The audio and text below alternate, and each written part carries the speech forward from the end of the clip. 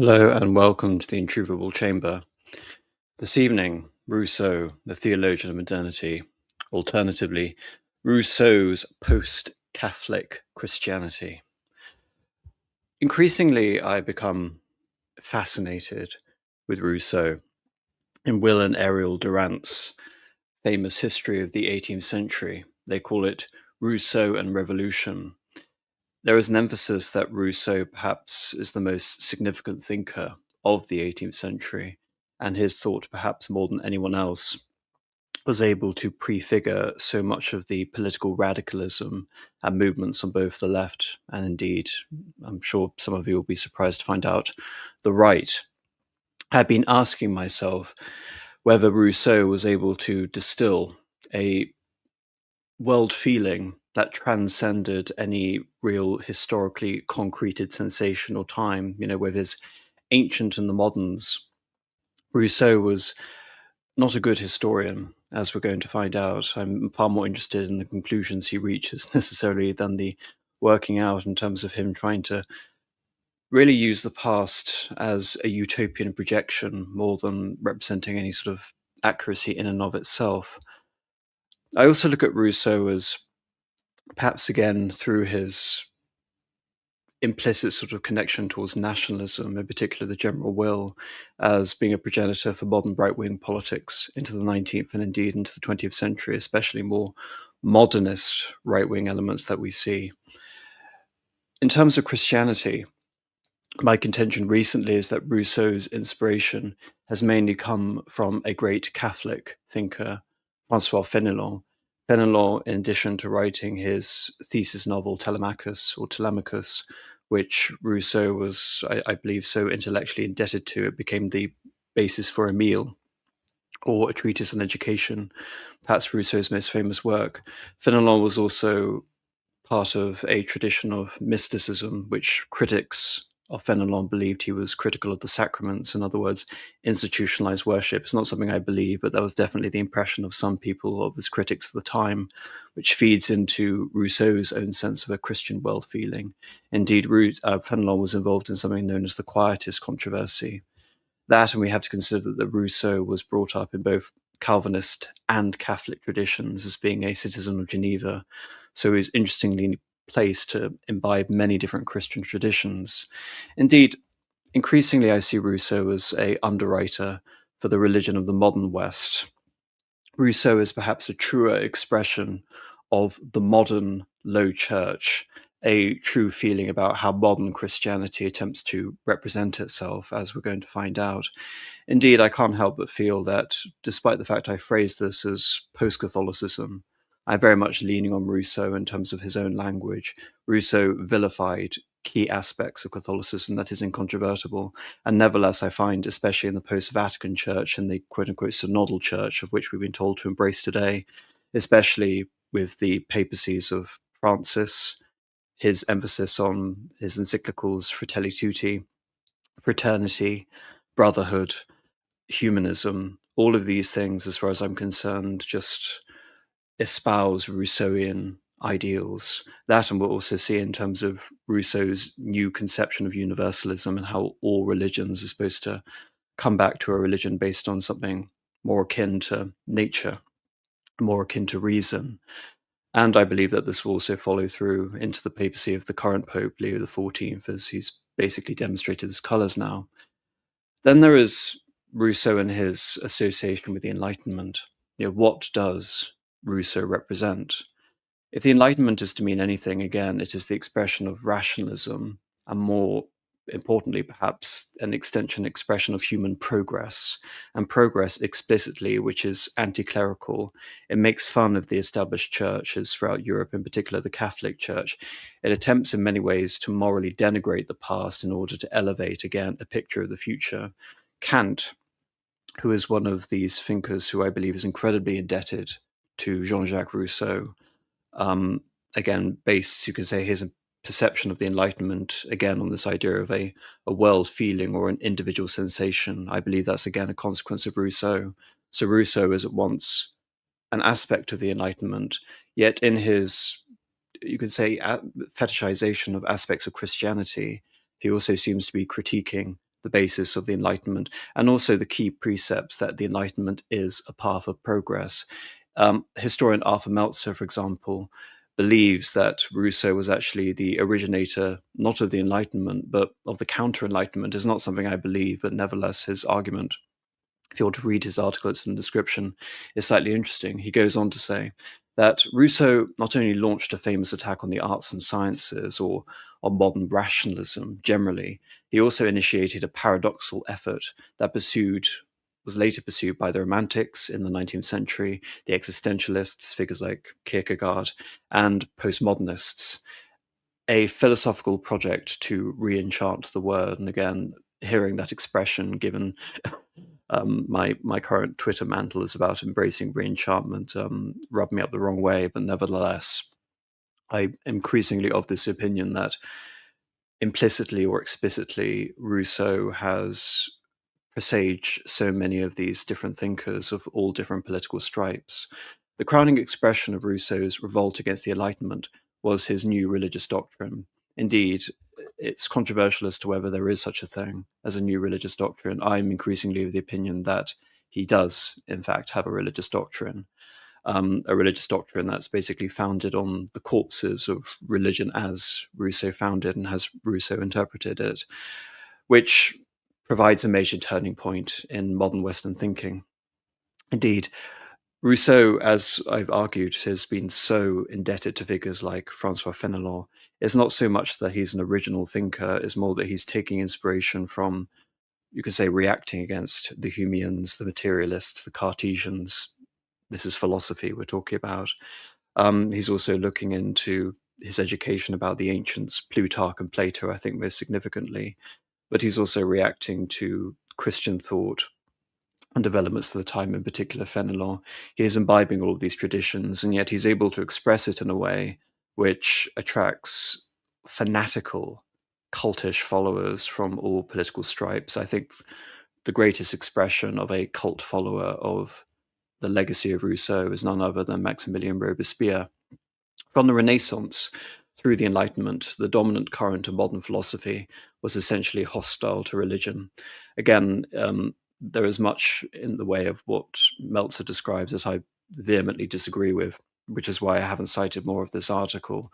But what he really means by hostile to religion, if I'm going to confirm it, what actually happened historically was hostility towards a universal Catholic religion. It was openly anti-clerical and covertly anti-Christian. In the case of Enlightenment, there was nothing really covertly anti-Christian about it. Rousseau inaugurated what many called the philosophical return to Christianity, which was continued in different ways, such as Kant, Heidegger, Schleiermacher, Tocqueville, and Kierkegaard. I would also claim that perhaps many of the pietists and Lutheranism and much of, you can say, Protestant revivalism in the 19th century owes something of itself to Kant. Going beyond Kant, that's a Freudian slip, but that's also true, to Rousseau as well. Going beyond the Enlightenment efforts to manage religion found in Locke, Hume, Voltaire, and others, Rousseau made an earnest attempt to revive and reinvigorate Christianity, if in a new, more politically salutary form. As to whether that was his explicit intention, that remains to be seen. I wouldn't necessarily even go that far. Does the Enlightenment, which seems secular and rationalistic at its core, have a still more fundamental core that is hospitable to religion and re-enchantment? Does the Counter-Enlightenment, which seems so radical, especially in contemporary postmodern forms, represent less a rejection or than a deepening or alternative form of enlightenment? I think Melzer, what I find frustrating about his article is that he goes out of his way to express these notions as if they're in some way novel or original, and I find this almost to be rote. That, of course, the Counter-Enlightenment, of course, the political movements of the 19th and 20th century are borrowing from both traditions, that the Enlightenment, you can't have the Counter-Enlightenment without the Enlightenment. Vico, say, for example, is a figure who comes significantly before Rousseau. He's writing in the 1920s, whereas Rousseau's sort of great intellectual 1720s, whereas Rousseau's great intellectual apotheosis sort of comes around in the 1750s and the 1760s. Is that Vico simultaneously panders to elements of the Enlightenment, yet he is also one of these expressions of the Counter-Enlightenment. Rousseau isn't unique, but Rousseau is perhaps the most prolific in terms of the influence and inspiration that many have taken from him. Indeed, just to express this sentiment, earlier this year I covered Hilaire Belloc, one of the great quote-unquote right-wing Catholic thinkers of the 20th century, the man who coined and again created really the philosophy of distributism, which came out of the papal encyclical of Rerum Novarum in the 1890s. What is significant about Belloc is that Belloc is not really critical towards Rousseau. He sees in Rousseau, again, what Melzer is describing, which is this genuine attempt to revive a decaying corpse of religion in France, to reject established religion for its own sake, and to reawaken an inner core of belief. You can say again, going back to Fénelon, this will make again Rousseau so derivative of the Christian mystics who place so much emphasis and focus all of life on prayer. Yet if we're going to take this logic of right-wing action in the 19th century and in the 20th century, which in many ways is postmodern in the sense that it's critiquing a dominant narrative of modernity, it comes out and it emerges in various forms such as National Socialism, and if we're going to look to perhaps one of the most extreme iterations of National Socialism, fascism wouldn't be as extreme as this, will be the Strasserism of Gregor Strasser. I believe you can read Rousseauian tracks into all of these. Now I'd like to, before getting into the religious texts of Rousseau, the crux of this conversation, which is going to be Rousseau is really prefiguring modern Christianity, or at least the spirit of modern Christianity in many ways, for better or worse, is to read a short biography, which I've taken from the Stanford Encyclopedia of Philosophy. I don't usually, with Kant, say, for example, I didn't feel any compulsion to talk about the man's life, which frankly was thoroughly boring compared to some other historical figures. But in Rousseau, it's almost essential to cover aspects of the biography of the man because he presented so many of his works. This is including Emile and Julie or the New Eloise or the Confessions as autobiographical or semi-autobiographical. This also applies somewhat to the social contract as well. And this is sort of what made Rousseau in many ways a contemporary saint, despite the fact people were able to look beyond the really quite contemptible aspects of Rousseau's personality, which this biography goes into very briefly. They were able to find in him again this wanderer, this seeker for truth, this artistic soul in the midst of the absurdity and the stratified, atrophied society of which many people interpreted in the 18th century. So again, basing this off the Confessions, and if you go back to the Will and Ariel Durant point I made earlier, the reference of how Rousseau is so significant, the Confessions again provides essentially the bedrock for many people's understanding, but not so much again for the basis of this conversation. Rousseau was born in the independent Calvinist city-state of Geneva in 1712, the son of Isaac Rousseau, who was one of a small minority of Geneva's residents who enjoyed the rank of citizen of Geneva and was therefore a member of the city's nominally sovereign assembly. Again, in such older versions of republics, we can't look at them as being mass democracies as we would necessarily recognize them today. These tend to be rather, again, elite organizations with a well-established well, in German it'll be Bürgerliche, but in French it'll be bourgeoisie, and not bourgeoisie in the sense that Marx would later identify it as a proliferation and a standardization of a middle class that we see throughout the course of the 18th century. We're still talking about an older iteration of the bourgeoisie. Rousseau was to inherit this status as a citizen within Geneva. According to his own subsequent accounts, the haphazard education that Rousseau received from his father included both an inculcation of Republican patriotism and the readings of historians of ancient Republicans, such as Plutarch. And again, if you're familiar with Rousseau and his veneration of classicism, his veneration essentially of trying to return to Greco-Roman models of organization and civic virtue, perhaps again, the Genevan spirit is seeping in a rather sort of neoclassical way here. After his father fled the city to avoid arrest, Geneva, Jean-Jacques was put in the care of a pastor at nearby Bossy, and subsequently apprenticed to an engraver. Rousseau left Geneva at the age of 16 and came under the influence of a Roman Catholic noblewoman, one Françoisie Louise de la Torre, Baronne de Warenne. Madame de Warenne arranged for Rousseau to travel to Turin, which was then part of the Kingdom of Sardinia, where he converted to Roman Catholicism in 1728.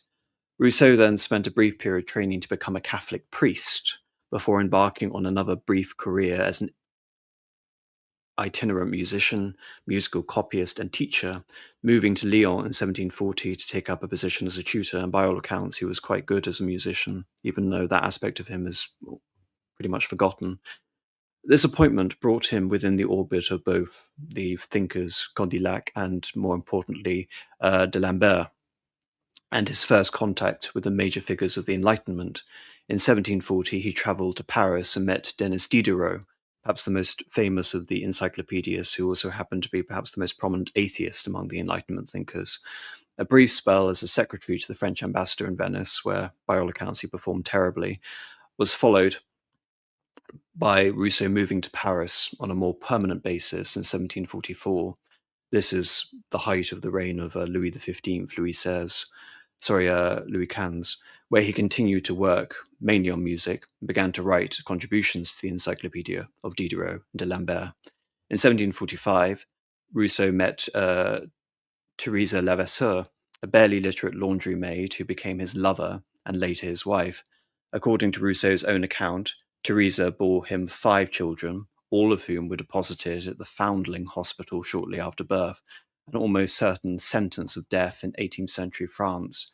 Again, it's almost a remarkable contrast to go from a seminarian to a serial sort of child abandoner, but there we are. In 1749, while walking to Vincennes to visit the briefly imprisoned Diderot and idly reading a newspaper, this is the myth, Rousseau came across an announcement of an essay competition organized by the Academy of Dijon. The Academy sought submissions on the theme of whether the development of the arts and sciences had improved or corrupted public morals. Rousseau later claimed that he then and there experienced an epiphany, which included the thought central to his worldview, that humankind is good by nature, but is corrupted by society. Again, I read in terms of his vilification of so much of popular entertainment theatre. I look at Rousseau and basically see him as a naysayer. You can almost say a T.S. Eliot figure would perhaps be analogous in the modern era, in some ways, not in others, as a man who is perhaps seeing the proliferation of technology and culture and trying to discern a criticism of it. And to be honest, I believe that Rousseau would actually slot quite sort of happily into the influencer culture of today, so much as essentially existed in its 18th century form. Again, I hate to sort of bring modern comparisons in, but Rousseau is one of these figures who almost elicits these comparisons unconsciously, especially in me. But as for this notion of humankind that is good by nature and corrupted by society, I just read so much of Fenelon and Telemachus into that whole notion. And you can say in many ways it is a Christian notion, but as with so much with Rousseau, he revolutionizes it. Rousseau entered his discourse on the sciences, conventionally known as the first discourse, for the competition and won first prize, with his contrarian thesis that social development, including the arts and sciences, is corrosive of both civic virtue and individual moral character. Indeed, I read that and I find so much of the Roman within Rousseau, the old classical Roman, in terms of looking at figures like Cato the Elder. The discourse was published in 1751 and is mainly important because Rousseau used it to introduce themes that he developed later in his other works, especially natural virtue of the ordinary person and the moral corruption fostered by the urge of distinction and excellence. The first discord made Rousseau famous and provoked a series of responses to which he in turn replied.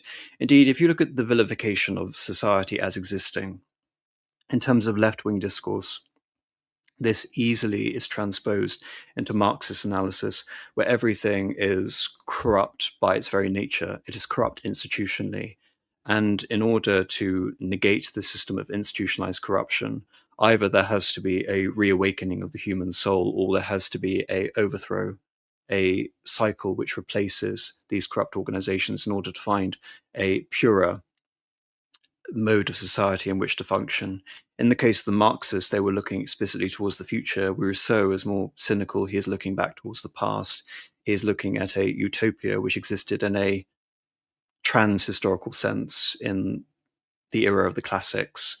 And again, this would put him into conflict, you can say, with the historical progression of Christianity, which is why Rousseau could be interpreted in many different and contradictory ways. Rousseau's conversion to Catholicism, remember, in 1728, had rendered him ineligible for his hereditary status as a citizen of Geneva, which was zealously Calvinist. In 1754, he had to regain his citizenship by reconverting to his old Calvinism, and in the following year, he published his discourses on the origins and foundations of inequality among men. Again, the focus on egalitarianism. What Rousseau really sort of, in terms of his intellectual sort of development, he starts off as this naysayer looking back towards you could say, a more hallowed time of quote unquote Republican virtue. He is also taking in these figures like Fenelon, who were very statist, very hierarchical, very much defenders of an extant order, albeit trying to reform it through coaching the individuals who are part of it. And Rousseau then flips it on its head and goes into these egalitarian discourses, which again, if you're going to look at the modern church, is fundamental, I believe, in terms of that particular expression of Christianity. There is very little of an old medievalistic hierarchical order that is seemingly compatible with a church which essentially tries to make itself as compatible with modern mass democracy as humanly possible. In the Foundations of Inequality, Rousseau begins to develop his theories of human social development and, in particular, moral psychology. With the discourse on inequality, the distance between Rousseau and the encyclopedists, the mainstream of the French Enlightenment, was becoming all the more clear, and this rift was cemented in 1758 with a publication to a letter to D'Alembert on theatre, in which Rousseau effectively denounced that Geneva would benefit from the construction of such a theatre, believing it would corrupt the life of the civic quality of the state. Indeed, a perfect sort of expression of this in terms of quoting Rousseau is that he said this: "Ignorant of nothing, proving nothing, each knows well that his system is no better founded than the others, but he maintains it because it is his. There is no philosopher, if he came to know the true and the false, who would not prefer the lie he has found to the truth that was discovered by another." Again, read that and you can look at this as a reactionary assessment in terms of this fetishization of the secular thinker. Yet, of course, as with everything to Rousseau, he again may not claim that he's presenting a totalizing system, a philosophy essentially which you should read as a new religion. But as you can tell by my reading earlier of brief segments of Melzer, that was nevertheless the interpretation that people came away with. The years following the publication of the Discourse on Inequality were the most productive and important of Rousseau's career. He withdrew from Paris under the patronage of first Madame d'Epinay and then under the Duke and Duchess of Luxembourg, and worked on a novel, Julie, and then on Emile and the Social Contract. Julie appeared in 1761, was an immediate success. It should also be noted that he was actually he received an appointment to be patronized by Louis XV, but avoided doing so due to a health complication, at least that's the legend. The novel is centered on a love triangle between Julie, her tutor St. Preux, and her husband Volmar. The work is cast as epistolary and is important in terms of providing a supplemental source for the interpretation of Rousseau's social philosophy, containing as it does such elements as a vision of the rural community and the presence of manipulative genius who achieves the appearance of natural harmony through cunning, artifice, and thus who anticipates both the tutor in Emile and the legislator of the social contract. In other words, these semi-autobiographical sort of insert characters, these self-inserts, which Rousseau is essentially defined by, both appearing in 1762, marking the high point of Rousseau's achievement. Unfortunately for Rousseau, the publication of these works also led to a personal catastrophe. Emile was condemned in Paris, and both Emile and the Social Contract were condemned in Geneva on grounds of their religious heterodoxy. a condemnation that Rousseau responded to in his letters from the mountains, partly in response to the hostile attitude of the Genevan authorities. Rousseau renounced his citizenship in May of 1763. He was forced to flee to escape arrest, seeking refuge first in Switzerland and then travelling to England at the invitation of David Hume in January of 1766. Again, the fact that Rousseau may be so derisive of the philosophers, and these sentiments are well known, very well known by 1766. And yet he is still a darling within some quarters of quote-unquote enlightened society. Um, One can say a lot about Hume. I have very little positive to say about Hume, but Rousseau never cultivated the same celebrity as his contemporary Voltaire. Voltaire was beloved. He was also incredibly rich, whereas Rousseau was always sort of on the precipice of disaster and ruin. So the fact that, again, someone like D'Alembert, who will later scold, and Voltaire and Diderot would embrace someone like a Rousseau, bring them into their circle, and then even in his later career, in the last sort of decade of his life, figures like Hume would embrace him again is quite interesting.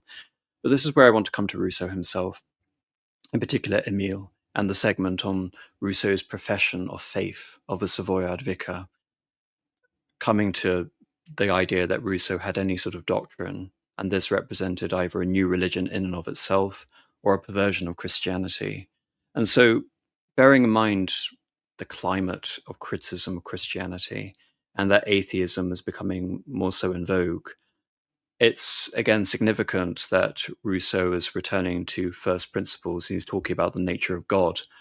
And Rousseau says this: I believe that a will moves the universe and animates nature. I believe I sense a hand that makes the sun turn. This is my first dogma, my first article of faith.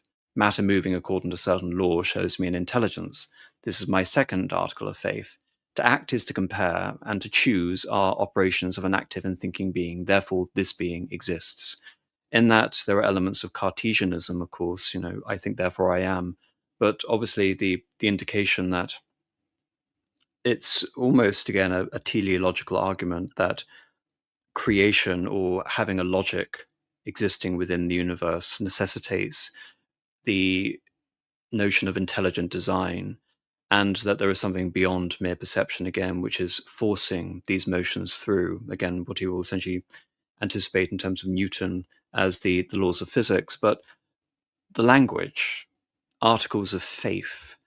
Rousseau isn't, again, a traditional philosopher in the sense that if you read Kant, Kant becomes virtually incomprehensible unless you try quite hard to understand him, because he is speaking in a logical function which almost tries to reduce language to a mode of mathematics. And I believe in this, he makes his thinking more convoluted than it has to be, and as a consequence, he fails. Whereas Rousseau appeals over and above a figure like Kant, despite how central Kant is as a figure, because he's appealing to pathos as well as logos. He's appealing to emotional language. This is why, again, the novel Julie is so important to Rousseau as his quote-unquote social contract, which again doesn't read anything like we later see in Kant, and yet Kant is so influenced by a figure like Rousseau. I believe that the world is governed by a powerful and wise will. I see it, or rather I sense it, and that is something important for me to know. That is the same world, but is the same world eternal or created? Is there a single principle of things, or are there too many of them? And what is their nature? I know nothing about all this. And what does it matter to me? As soon as this knowledge has something to do with my interests, I shall make an effort to acquire it. I renounce idle questions, as useless for my conduct and beyond my reason. I want to start off with that last quote, beyond my reason. That is almost the kernel of an idea that'll lead into Kant's proofs, or proofs against the existence of God, within the Critique of Pure Reason. What Kant is doing, he's less denying the existence of God. He's more, again, the purpose of the Critique of Pure Reason from Kant is to purify reason, to demonstrate its limitations. And that's why Kant is such a significant figure, and why I will still admit my indebtedness to the Critique of Pure Reason. But this skepticism towards the nature of an eternal or created world, denying eternity, denying the notion of some moment of creation, in other words, Genesis, and that this comes from a point of view of pragmatism. It doesn't concern him directly in terms of how he lives his life, in terms of how he senses the world around him, so it shouldn't bother him. This is what I mean in the sense that Rousseau has to be read as post-Catholic. And if you're going to sort of look at Catholics who are defending Rousseau today, you have to say that Rousseau explicitly rejects Thomism, the works of St. Thomas Aquinas, Summa Theologica. He is denying that such a theology can exist about the nature of the world and the nature of the good in the world coming from a dogma. And when he uses the terms articles of faith and dogma, he uses so artistically or flippantly. So again, Rousseau is explicitly anti-Thomist. He's anti-theology as we really understand it, as a universal worldview, which tries again to make all things consistently conform to it. And so how can you again read this and say that Rousseau is at the one ground sort of expressing a rather mundane notion of his belief in God, which is consistent with logic and reason, yet on the one hand he seems to be rejecting the basis for Catholic theology as then understood and as it is still understood. Indeed, he will then go on to say, whether matter is eternal or created, whether there is or not a passive principle, it is in any event certain that the whole is one and proclaims a single intelligence, for I see nothing which is not ordered according to the same system, and does not contribute to the same end, namely the preservation of the whole in its established order. This being which wills and is powerful, this being active in itself, this being whatever it may be, which moves the universe and orders all things, I call God. I join to this name the ideas of intelligence, power, and will, which I have brought together, and that of goodness, which is their necessary consequence. But I do not, as a result, know better the being to which I have given the name. It is hidden equally from my senses as from my understanding. The more I think about it, the more I am confused. I know very certainly that it does exist, and that it exists by itself. I know that my existence is subordinated to its existence, and that all things known to me are in absolutely the same situation. I perceive God everywhere in his works. I sense him in me. I see him all around me. But as soon as I want to contemplate him in himself, as soon as I want to find out where he is, what his substance is, he escapes me, and my clouded mind no longer perceives anything. Rousseau might as well again be describing the noumenal world in Kant. The fact that we can experience phenomena, human capacity for reason and sensation enables us to understand and imbibe certain things, yet all of these things are, in many cases, receptions of ideas. We are intuiting part of the world, and we're also receiving part of the world passively through our senses. There is a back and forth in terms of forming an understanding of the world, but in terms of a true understanding of the world, one that appeals to the idea of a single being or intelligence, we can only intuit it. There is no, from the point of view, again, of a Kantian or a Rousseauian, a definitive proof of it.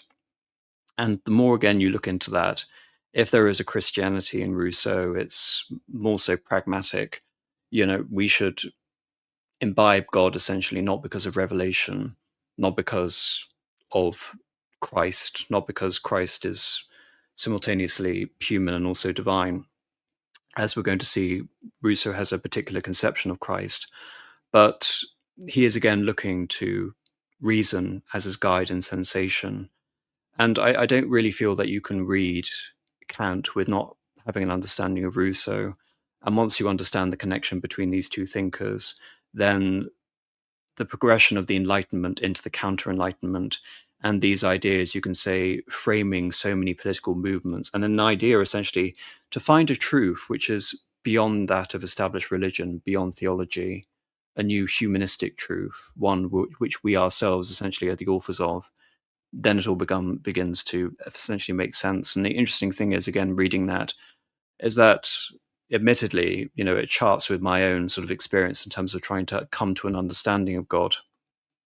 Rousseau, in terms of his own sort of conception of things, to some extent, I believe in some ways, again, can speak to a part of everyone's sort of seer process of thinking or coming to a process of conversion, which doesn't simply, again, come as a process of scriptural exegesis or a sort of hard formation or a process of catechesis. So moving on from God, Rousseau then talks about the state of existence and his predilection to love creation. In other words, there's almost a self-reinforcing trope that it's not necessarily that he believes God is benevolent, but he almost believes that mankind is compelled to be benevolent through the knowledge that it understands itself to be a created being. And he says this state is not of my choice, and it was not due to the merits of a being who did not yet exist. Can I see myself thus distinguished without congratulating myself on filling this honourable post, and without blessing the hand which has placed me in it? From my first return to myself, there is born in my heart a sentiment of gratitude and benediction for the author of my species, and from the sentiment, my first homage to the beneficent divinity. I do not need to be taught this worship. It is dictated to me by nature itself. It is not a natural consequence of self-love to honour what protects us, and to love what wishes us well.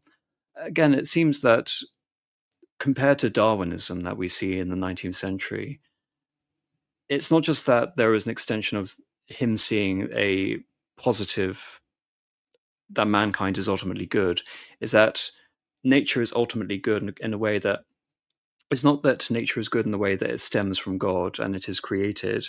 Nature seems to be obviously God to Rousseau through, again, his own notion of sensation. Again, I'm not sure how reading that you can be compelled again by reason to come to that same conclusion unless you do believe necessarily that there is a created order and there is a God. But as we see, Rousseau himself is a bit ambiguous when it comes to such concepts. But at the same time, he is, you can say, expressing a Christian sentiment in a very heterodox manner, which is that the notion that one is created has to engender a certain humility, and by extension, a desire to accord to a natural harmony, to a divinely established order. That sentiment, again, taken out of context, can be seen to be the most, on the one hand, it's a primitive sort of notion of, we are fallible beings and we will die, memento mori. Yet at the same time, it is a need essentially to almost consecrate the ground of which we walk, to find elements of sanctity in it and to praise it. And in that sense, again, he's almost looking at nature as experiencing the revelation of the divine, which again can be seen in the abstract as a very sort of reactionary impulse, which again is going to inform a lot of the thinking of sort of the idealists of the 19th century going onwards. And indeed, it's from here that we go from Rousseau to talk about the nature of man. In man, there are two principles, one of which raised him to the study of eternal truths, to the love of justice and moral beauty, and to the regions of the intellectual world whose contemplation is the wise man's delight, while the other took him basely into himself, subjecting him to the empire of the senses and to the passions which are their ministers. My will is independent of my senses. I consent or I resist. I succumb or I conquer. I sense perfectly within myself when I do what I wanted to do, or when all I am doing is given way to my passions. I always have the power to will. I do not always have the force to execute. When I abandon myself to temptations, I act according to the impulsion of external objects. When I reproach myself for this weakness, I listen only to my will. I am enslaved because of my vices and free because of my remorse. The sentiment of my freedom is effaced in me only when I become depraved and finally prevent the voice of the soul from being raised against the law of the body. The supreme enjoyment is in satisfaction with oneself, in order to deserve the satisfaction that we are placed on earth and endowed with freedom, that we are tempted by the passions and restrained by conscience. For Rousseau, conscience is basically the exhibition of the divine, the fact that he is aware of this will, this idea almost existing outside of the senses, which compels him again to be good. Not good enough again to acknowledge his 5 children, look after them, but good essentially in how Rousseau interprets that. It's significant in the sense that Rousseau is again elucidating a rather Christian precept, which is vice as a form of slavery, which is the mortification of the flesh. You can take it, if you're going to talk about the veneration and the love of nature, you take it to its logical extreme, where you embrace veganism, you don't have sex, you don't procreate, you want to essentially transcend, again, so much of the physical world, because the body essentially is not a temple, it is the vehicle for corruption of the self. And so much of more sort of radical and in many cases Manichaean Gnostic philosophy talks about the liberation essentially from the body in order to commune with an extant reality, a true spirit. But Rousseau doesn't do that. He advocates a form of that in a sense. He's aware of that. And I believe in that sense, he's actually, again, inheriting this idea from Fenelon. When I mention Fenelon, I understand some people have no idea what I'm talking about. I've covered him for about 5.5 hours on this channel. I've done 2 videos on him, which I suggest you check out in order to reinforce these connections that I'm making. But he's not looking at the world and saying that everything is intrinsically evil, or moreover, that evil itself is sort of embedded in creation, it's demiurgical. That's essentially what Gnosticism is. No, he is simultaneously advocating for a form of the mortification of the flesh to resist vice and to appeal to one's conscience. Yet he's also seeing in the natural world a example of love, and that we are almost compelled to love it in return. And if you're going to look at the love of nature, then this easily bleeds into the romanticism of the 19th century. And so much you can say of almost the fetishization of tourism, mountain walking, the greater travel guides. One of the great sort of tourists of the late 19th century, of the great 18th century, was, of course, Casanova, who was a contemporary of Rousseau. All of these things coexisting at the same time. So again, Rousseau doesn't neatly fit. It's not enough to say that he's a Gnostic or he's a Manichaean, because why again would he be so compelled to love nature, to elevate nature almost again on the level of it? It's almost animistic in the sense that it is to see God again represented in the forces of nature, in the trees, in the rivers, and yet believing again, as he has expressed, in the one, in a form of monism or monotheism. Rousseau again is ascribing that to a higher source. So whilst you can say many of his thoughts would lead to an interpretation of animism, he nevertheless still transcends it and ascribes it to an overall structure of intelligence. And his justification to this is that he believes that everything we find in nature refers back to this one constant series of laws acting on the world. Onto the nature of the good. If it is true that the good is good, it must be so in the depths of our hearts, as it is in our works. And the primary reward for justice is the sense that one practices it. Again, for Kant readers, what does that sound like? That sounds like the categorical imperative. Act so that everything you do can become a law, a universal law for humanity. It's that man becomes a legislator, and that it is man legislating his reality, man's perception of the good and the desire again to do good for the sake of doing good, that becomes almost higher than the good itself. It is the legislation that precedes goodness itself, and that's where we get the transition from law, which again is supposed to exist eternally, to legislation in the modern sense. And I believe if you're going to look at one symptom of pre-democratic and democratic society, it's not in the conceits we have about participation or the vote. It's in the fact that the state appropriates for itself power to do anything, to effectively wrap reality around its various edicts, because there is nothing to constrain it other than this notion of the general will. So again, Rousseau is so embedded in these ideas, and it comes forward, you can say, in a more, I would almost say, a more idealistic and more sort of ephemerally intellectual category in the categorical imperative. But there we are.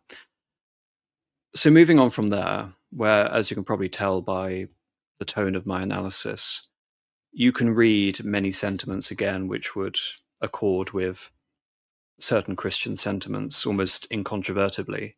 And I believe that these are just Christian sentiments. I believe he's taken these from other sources and he's refashioned them again for his own purposes, wedding them to the Enlightenment thinkers who have embraced him, whilst showing a due venerance for Fenelon. But now we come to revealed religion, and he begins to exhibit a Voltairist, anti-clerical, anti-Catholic friend. I was born in a church which decides everything and permits no doubt. Therefore, rejection of a single point made me reject all the rest, and the impossibility of accepting so many absurd decisions also detached me from those which were not absurd. By being told, believe everything, I was prevented from believing anything. Read that again, and it just ascribes with the points I was bringing up before regarding him being explicitly anti-Catholic, explicitly anti-Thomist, explicitly anti-theology in the conventional sense of our understanding. If you reject the basis of the authority of the church again, we're sort of moving out of Catholicism when we're talking about, again, it's not just the fact that it's not a simple matter of him deciding to embrace religious freedom and him deciding to submit to the authority of the church. That'd be one thing. This is not what it represents. He's saying that there is an intrinsic absurdity and arbitrariness within the decisions, within the proclamations of the church, and his compulsion again to reconcile these compels him again to leave the church. In order to believe anything, he has to reject a totalizing system which effectively categorizes morality for him and indeed understanding. And so on that basis, again, it's a rejection, an explicit rejection of the Catholic Church. And of course, he will be familiar with this, having himself been a Catholic, and of course, him being a seminarian. But again, this sort of uncharitable attribution to the church, I was born in the church which decides everything and permits no doubt. Looking at the notions of the dark night of the soul, moments of sort of religious crisis and peril, again, you can understand that sort of suffering and doubt and human frailty always play a part, you can say, in the role of a Christian. So when he's talking about doubt, it's essentially in the comprehensive structure of a reinforcing morality, which is essentially the theology of the Catholic Church, that in order to accept, that is essentially what he cannot doubt. He cannot doubt the structures, the edicts, the repository of the faith, sacred tradition, and he is inclined to doubt, and he's inclined to reject it. Again, why I sort of am fascinating by these segments is that I think not only you can say is this a Protestant notion, but I believe that this represents more broadly Christianity existing today than anything the Catholic Church, especially from a traditionalist point of view, pretends to still represent today. Yes, in terms of its sort of canonical structure, the Catholic Church will still assert the unity of the church, and you see this in terms of the representation of the catechism. But even now, people are acknowledging that there are parts of, say, for example, the most recent catechism and the catechism going back to, even 1992, and saying that there are contradictions. So the last two popes have been vehemently anti-death penalty, and that's caused a problem because we have figures, relatively recent popes like Pius XII, coming out and defending it explicitly. And so once the church again enters contradictions, it actually leads to Rousseau's thinking. In many ways, it justifies it. And by extension, you're giving ammunition essentially to the Rousseauians to adopt I'm not even going to say a sort of pessimistic, a skepticism implied to all sort of established religion. It's obvious in the Protestants, but I believe it's also evident in many sections of the modern Catholic Church, especially if you look at the whole notion of synodality. It almost, well, not almost, it is an expression of a exploration and a coming to a notion of a truth, which is in contrast to the notion that there is a truth, and it's simply a matter for the church to state it clearly and comprehensively in order to ensure the salvation of the souls. The minute the church says that truth is no longer, again, something to be revealed, but it's now a journey for people to undertake, you are buying in, again, to Rousseau's logic. He's experiencing life. He's experiencing, through his confessions, a autobiographical philosophy in this case. And so his own experience, again, is according with a notion of falling out of favor, what he believes to be a contradictory and arbitrary dogmatic quality within the church. And he'll go on to say, What purity of morality, what dogma useful to men and honourable to his author can I derive from a positive doctrine which I cannot derive without it from the good use of my faculties? What he means by a positive doctrine is positive posteriori, post fact. In other words, he believes that this doctrine has not been established by an authority which is eternal. As we've explained, Rousseau doubts the notion of eternity because he doubts its usefulness, and he doubts that he has any ability to intuit what eternity means, and in a sense he's right. If you're looking at this from a logical point of view, eternity is a proposition. It's not really something that mortals can thoroughly comprehend. So he looks at doctrine as post hoc, positive. If it's essentially, it's almost the Christopher Hitchens argument that we should reject all scripture and all points of, again, revealed knowledge, prophecy, because these are effectively positivist doctrines. They are founded in history, and therefore they exist out of the moment of creation. It's not a standard writ for the universe, effectively. So Rousseau is falling into that line of logic. Show me what one can add for the glory of God and for the good of society, and for my own advantage, the duties of natural law, and what virtue you produce from a new worship that is not the result of mine. The greatest ideas of the divinity come to us from reason alone. View the spectacle of nature, hear the inner voice. Has God not told everything to our eyes, to our conscience, to our judgment? What more will men tell us? Their revelations have only the effect of degrading God by giving him human passions. I see that particular dogmas, far from clarifying the notions of the great being, confuse them, that far from ennobling them, they debase them, and that to inconceivable mysteries surrounding the great being they add contradictions, that they make man proud, intolerant, and cruel, that instead of establishing peace on earth, they bring the sword and fire to it. I ask myself what good all this does, without knowing what to answer. I see it only the crimes of man and the miseries of mankind. On the one hand, he seems to be expressing an ontological belief in God's existence. The ontological argument is basically it's kind of like a linguistic trick. The notion is that God is the greatest of all beings. Because the greatest of all beings logically would be greater if he existed outside of the mind of the believer, then logically God must exist on that basis. Otherwise, he would not be the greatest of all beings. And I have many issues in terms of actually deriving sincere faith from the ontological argument, and I doubt there's actually anyone in the world who uses the ontological argument as their first sort of category of faith. But nevertheless, when Rousseau, talks about God, and he says again, coming to God through the elevation, divinity comes to us from reason alone. And again, it's this expression that the mind essentially is creating God. Our reason compels us to believe in God, and nature affirms that principle again. So it is, in many ways, weirdly enough, a variation on the ontological argument, looking at God basically as a logical proposition, and thereby again justifying that therefore God should exist.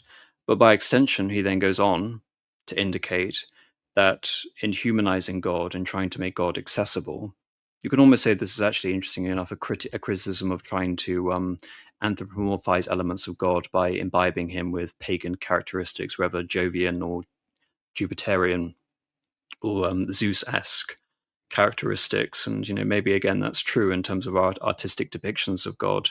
But then he again goes on to say that talk about the Prince of Peace, and then we have the establishment of a religion which confounds peace on earth.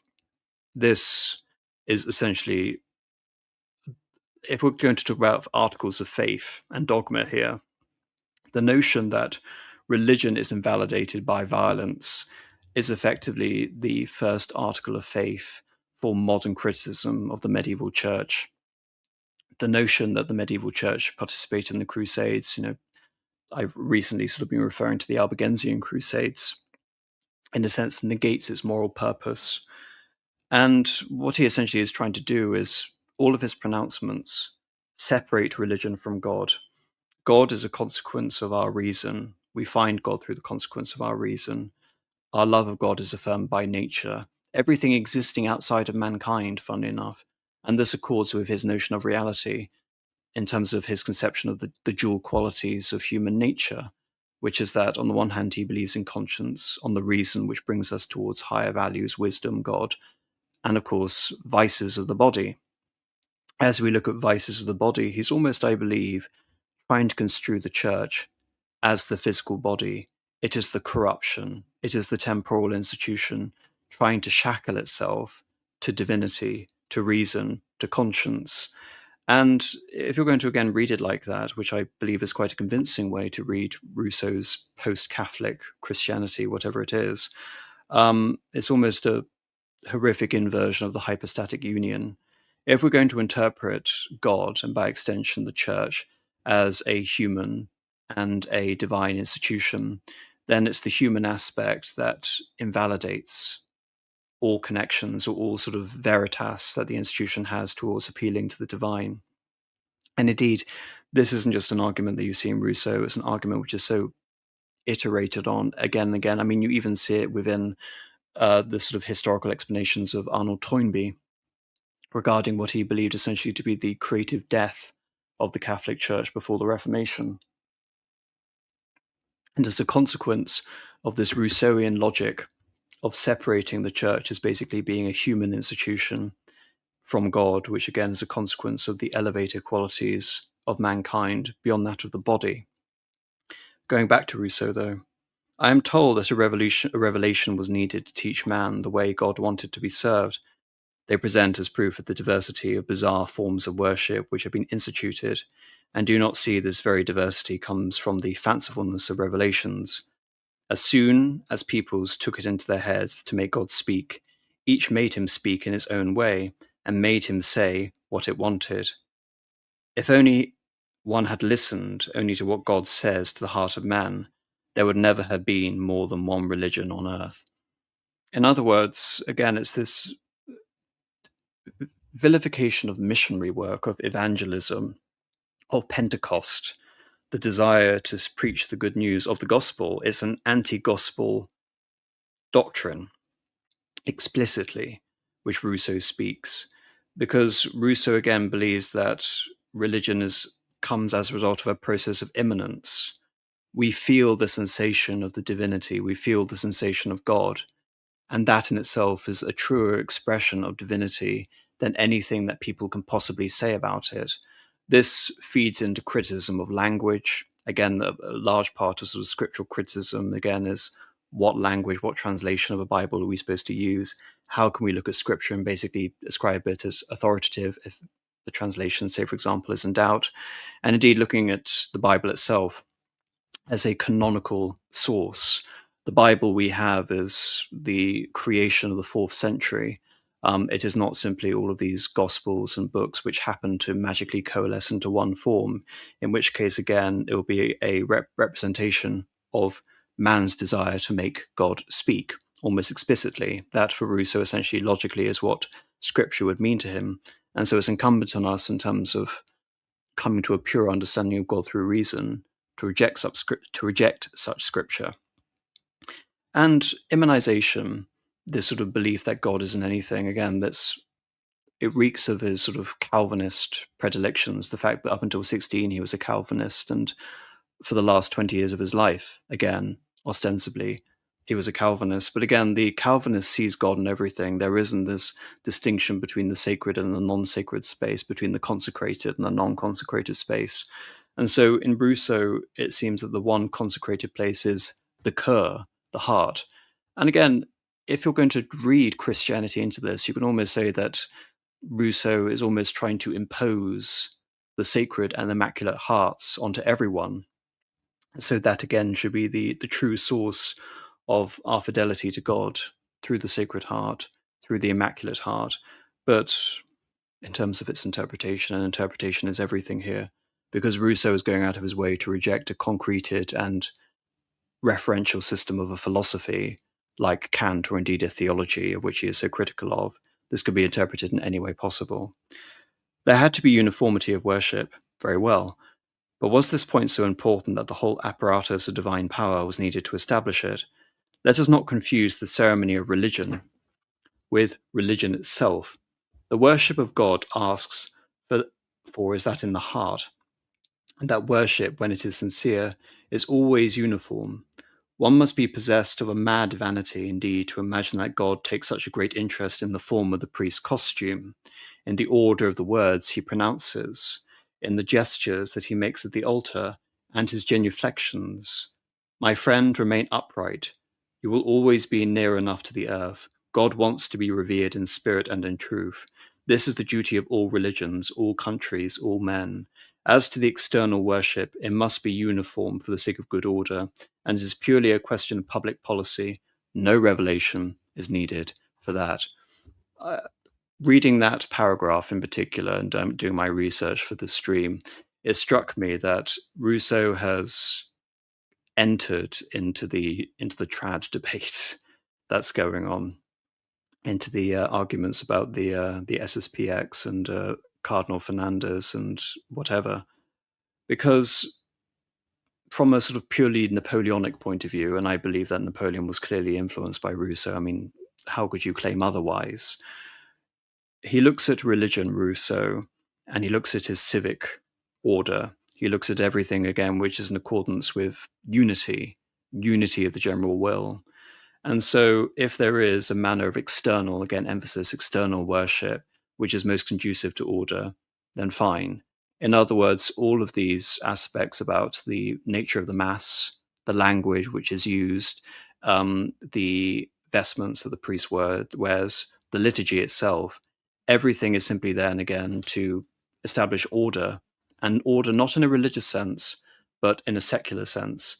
If uniformity is to exist, again, it's not for the cultivation of proper worship, because for Rousseau, worship comes innately. It is a process of this religious immanence, which, again, in terms of him being post-Catholic, this notion which became sort of so endemic among sociologists, comparative religious thinkers, really from the end of the 19th century, especially the beginning of the 20th century, was explicitly condemned by Pius X, I believe. I forget the exact encyclical or papal bull. But what, again, Rousseau is doing here is that he's not just adding criticism or skepticism towards the quote unquote outward forms of religion, he's denying them any legitimacy whatsoever. And so, again, this conforms entirely, I believe, with the spirit of modern Christianity, which is it doesn't essentially matter the form of expression. It doesn't matter who is even preaching. All sort of religious orders or authority could be thrown out.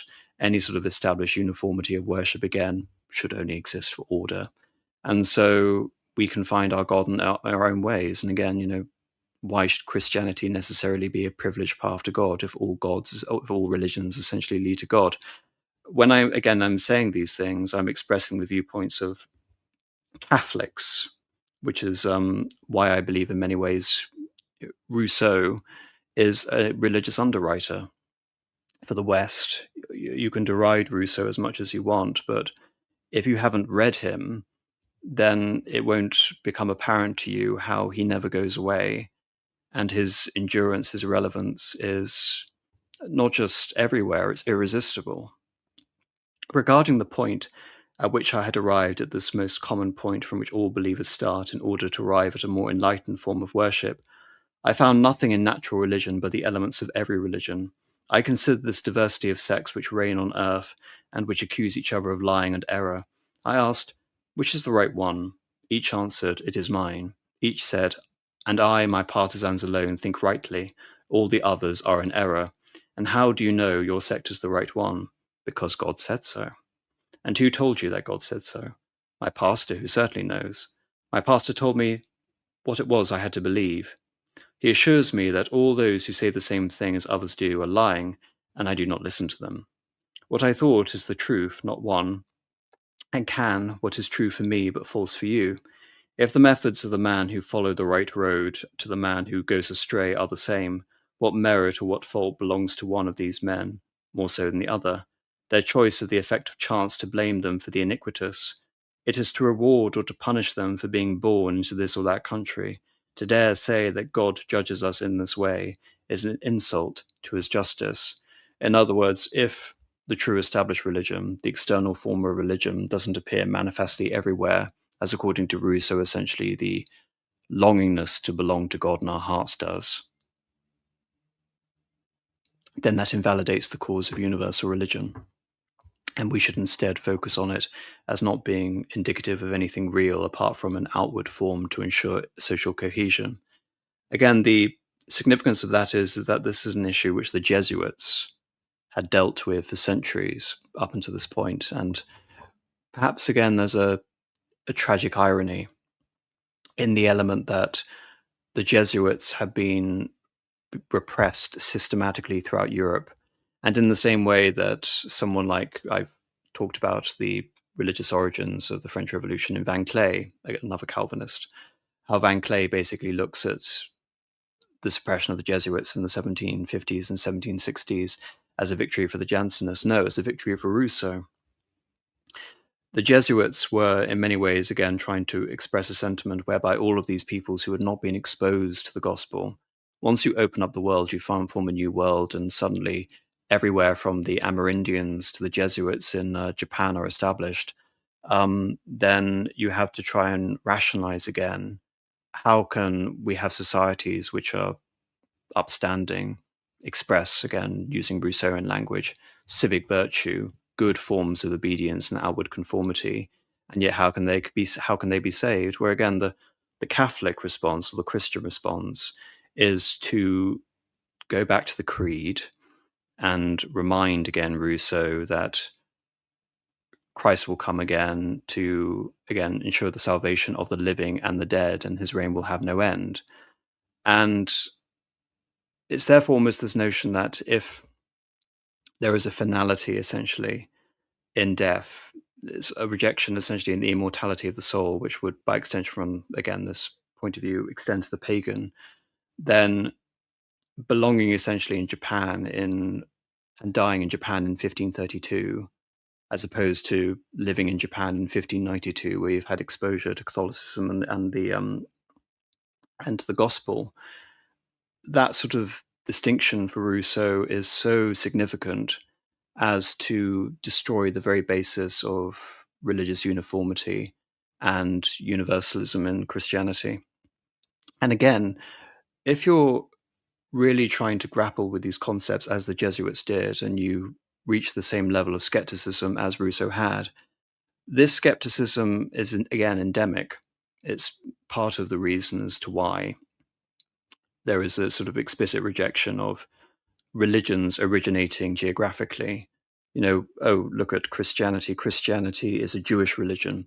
Christianity is a Middle Eastern sect, in the same way that we can accord any number of pagan sects as basically originating to the same principle. They are ethnic religions.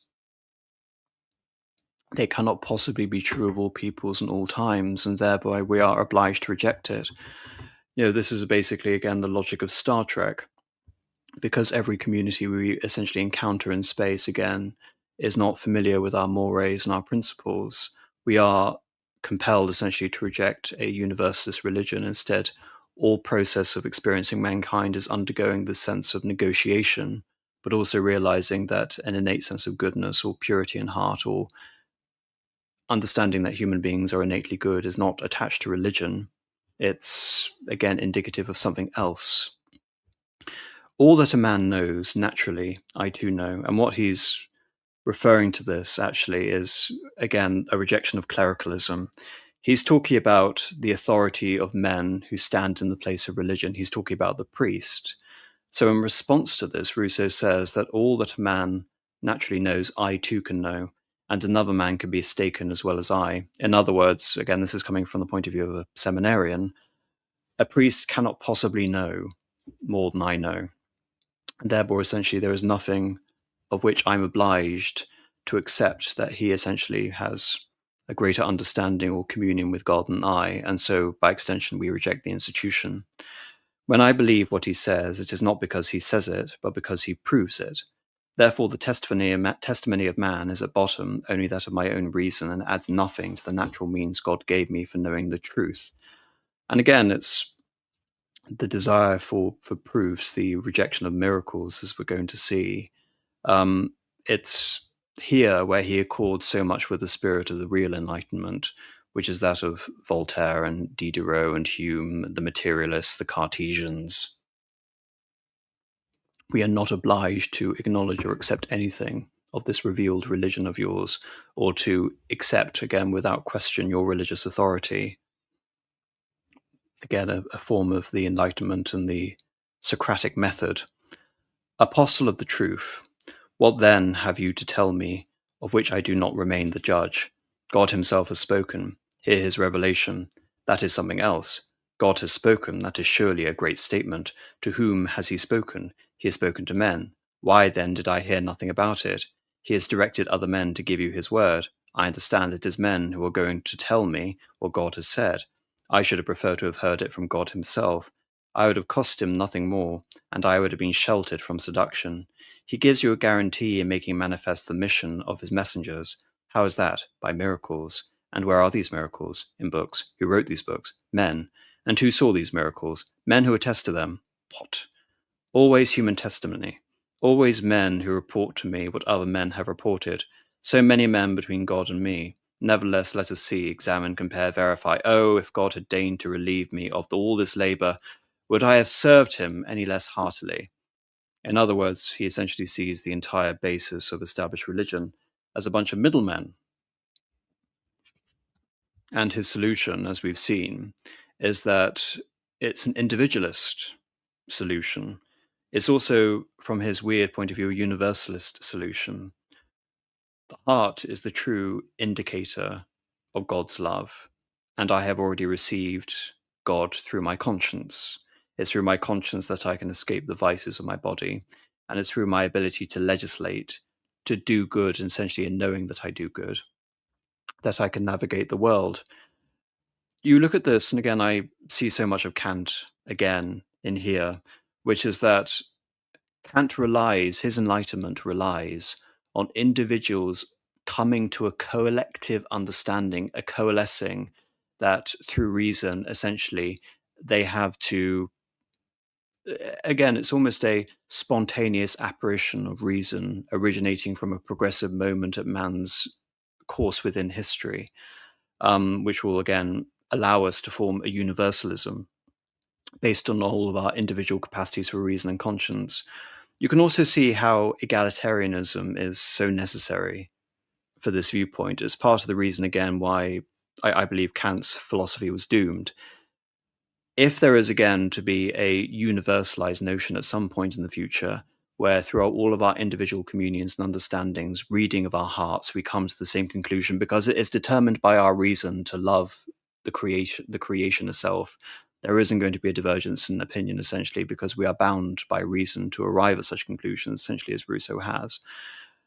Then you need essentially a unity of intellect and therefore a unity of comparative levels of intelligence. That essentially is why Kant, in particular, is an immensely tragic figure. I wouldn't necessarily give that epithet to Rousseau, because I believe that Kant earnestly believed in the future that humanity could arrive at some point where this collective emphasis on individuals arriving at a greater reason was possible. But he had the self-awareness to realize that the Enlightenment didn't exist. The Enlightenment was a sensation felt by a few, and it was his hope that it would be a sensation that was felt by many.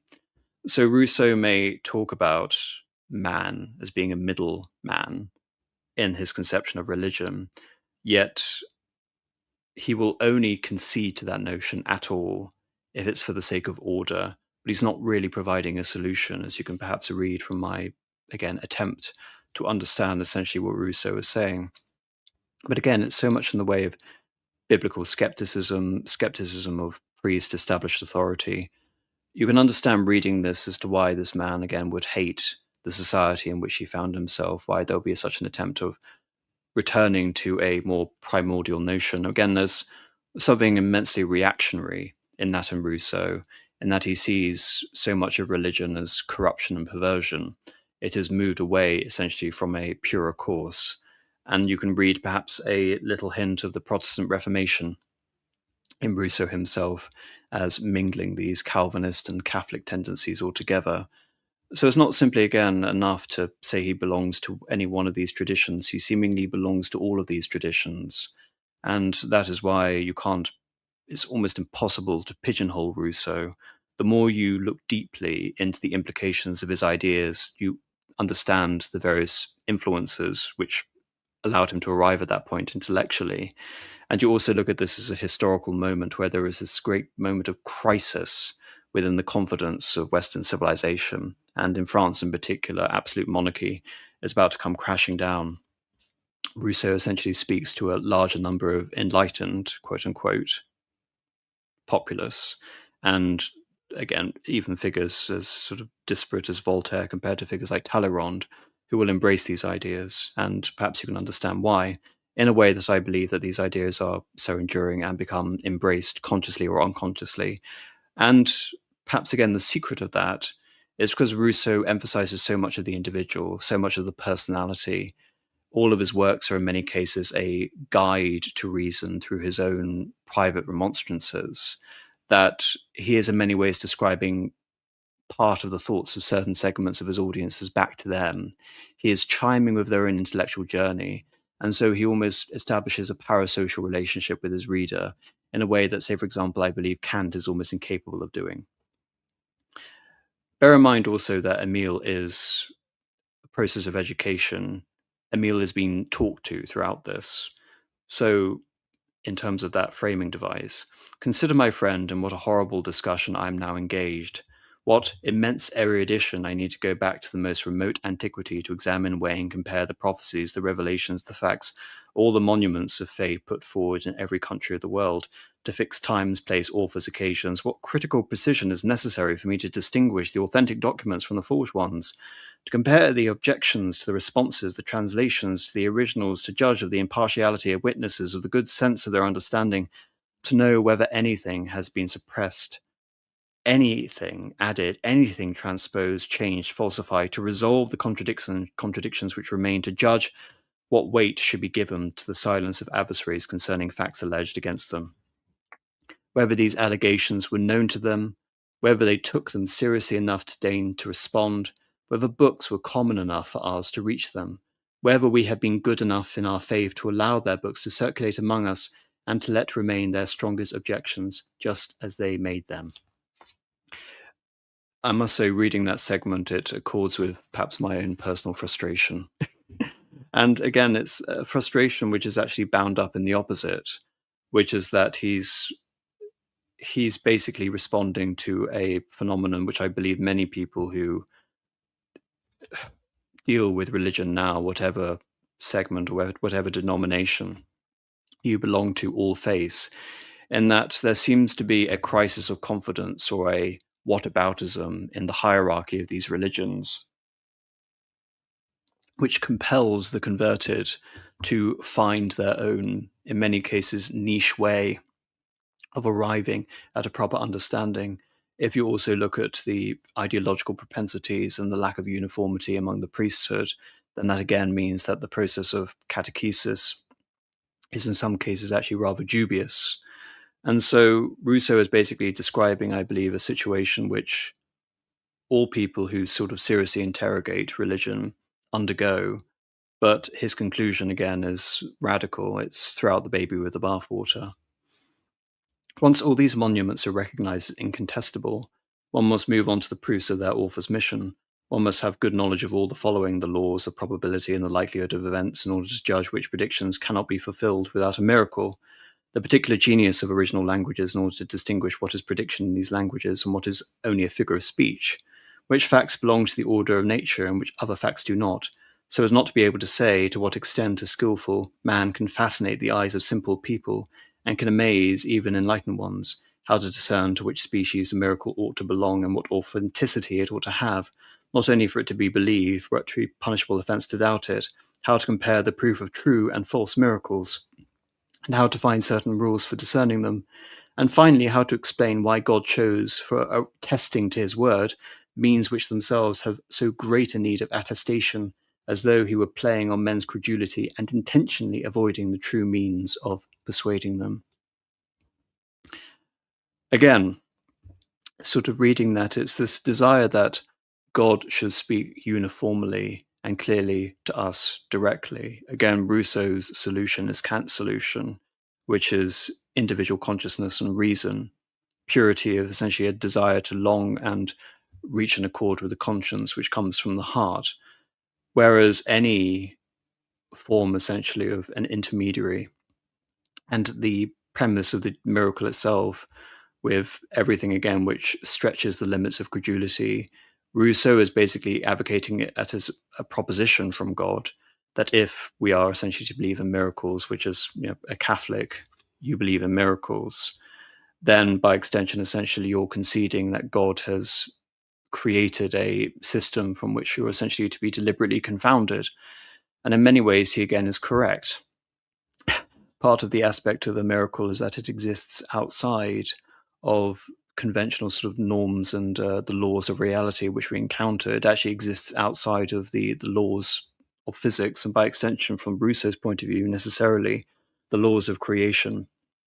If it could be altered in such a way again, why is God essentially testing the limits of our credulity? I believe in my sort of instances, that's sort of the point of a miracle.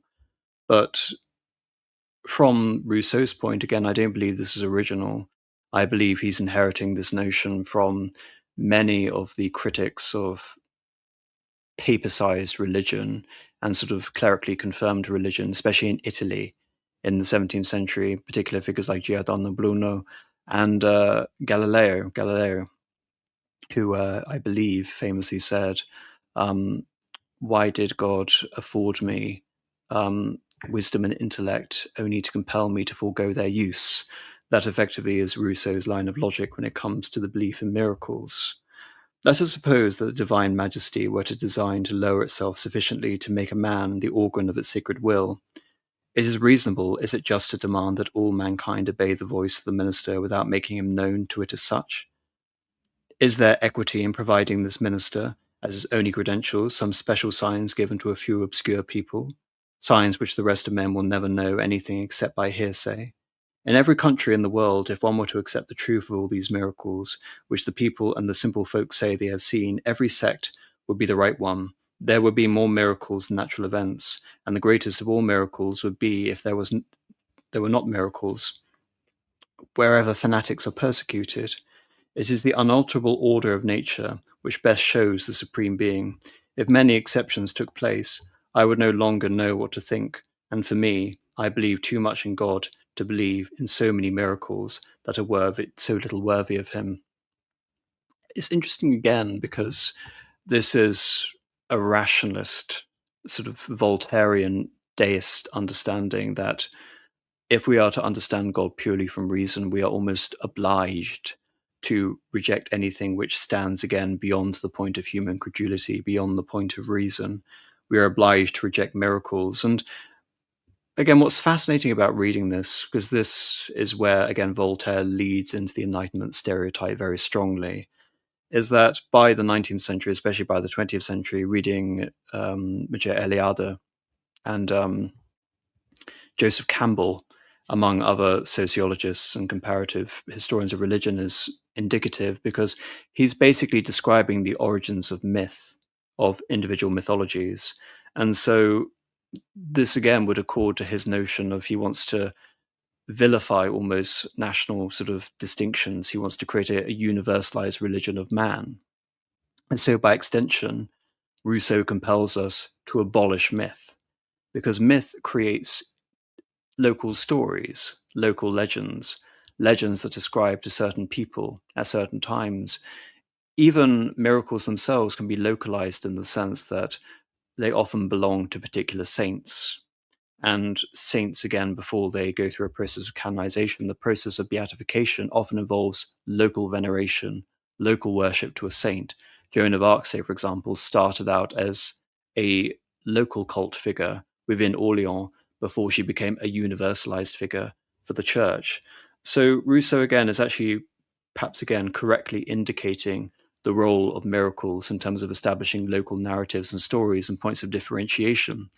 But unlike what the church does, which is then take these established miracles and then tries to universalize them by making them all accord to an understanding of how God works in mysterious ways, Rousseau's contention is that no, these are actually the sources of division and interreligious feuding and conflict, And by extension, we are therefore compelled, for many other reasons, but this being simply again one of many factors, to abolish a state or understanding of miracles. Let a man come and use his language with us.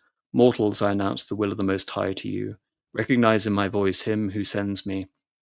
I order the sun to change its course, the stars to form another arrangement, the mountains to become level, the waters to rise up, the earth to change its aspect. At these marvels, who will not instantly recognize the master of nature? It does not obey impostors. Their miracles are worked at crossroads, in deserts, within the confines of a room. It is there they have an easier time with a small number of spectators, already disposed to believe everything. Who will dare to tell me how many eyewitnesses are needed in order to make a miracle worthy of faith? If your miracles, which are performed to prove your doctrine themselves, need to be proved, of what use are they? You might as well perform none. Again, what I find particularly interesting about that last line is that it was a aspect of the Ancien regime which I referenced directly in terms of Louis XV and the so-called sacred touch. The belief in France and England is that the monarchy had a unique power to cure scrofula. This would, by extension, reinforce the royal myth, which is that as monarchs are closer to God than mere mortals, because as through the anointing and the consecration, essentially they become, in many ways, national priests. It's not something unique to Christianity, but in many ways endemic of all religions, in which, in some cases, the king becomes a national priest, a high priest. In some cases, he becomes a god, as with figures like Akhenaten or the pharaohs. But in the case of the cure for scrofula, again, it was something that it was just assumed among the French population that the king could partake in miracles, and it in turn justified the sacred quality of the French monarchy. But in the case of Louis XV was so overcome and founded essentially on lust that he actually refused to carry out this sort of commonly established practice of the curing of scrofula because he believed he could not do so while he was in a state of repeated venial sin, which effectively amounted to mortal sin.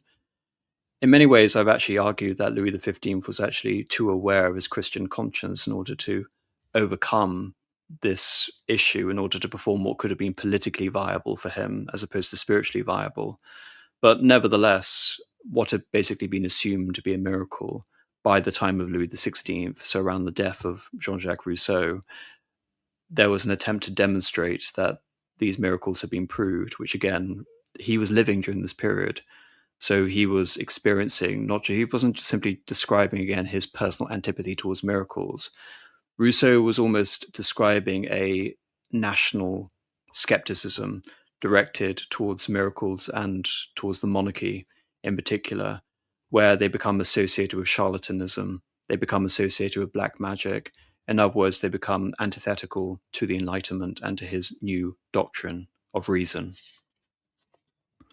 Doctrine coming from God ought to bear the sacred character of divinity.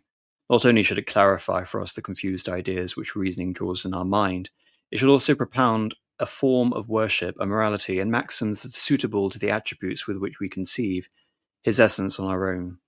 If it taught us only things that are absurd and without reason, if it inspired in us only sentiments of aversion for our fellows and terror for ourselves, if it depicted for us only a God who is angry, jealous, vengeful, partisan, who hates men, a God of war and battles, always ready to destroy and strike down, always speaking of torments and suffering and boasting of punishing even the innocent, my heart would not be attracted towards this terrible God, and I would take care not to give up the natural religion for this one.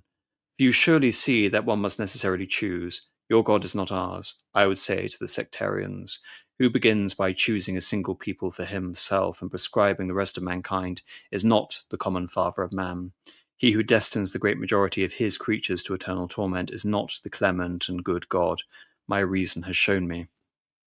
With respect to dogmas, my reason tells me that there ought to be clear, luminous, and striking by their obviousness. If natural religion is insufficient, this is due to the obscurity in which it leaves the great truths it teaches us. It is for revelation to teach us these truths in a manner evident to man's mind, to put them within reach, to make him conceivable, in order that he may believe them. In terms of this notion, he who destines the great majority of his creatures to eternal torment is not the clement and good God my reason has shown me. This is not just skepticism of hell, I would almost say it's an anticipation again of something which is very in vogue in modern Christianity, which is liberation theology. Is that we can all be saved, and if this were not the case, then God is not necessarily good.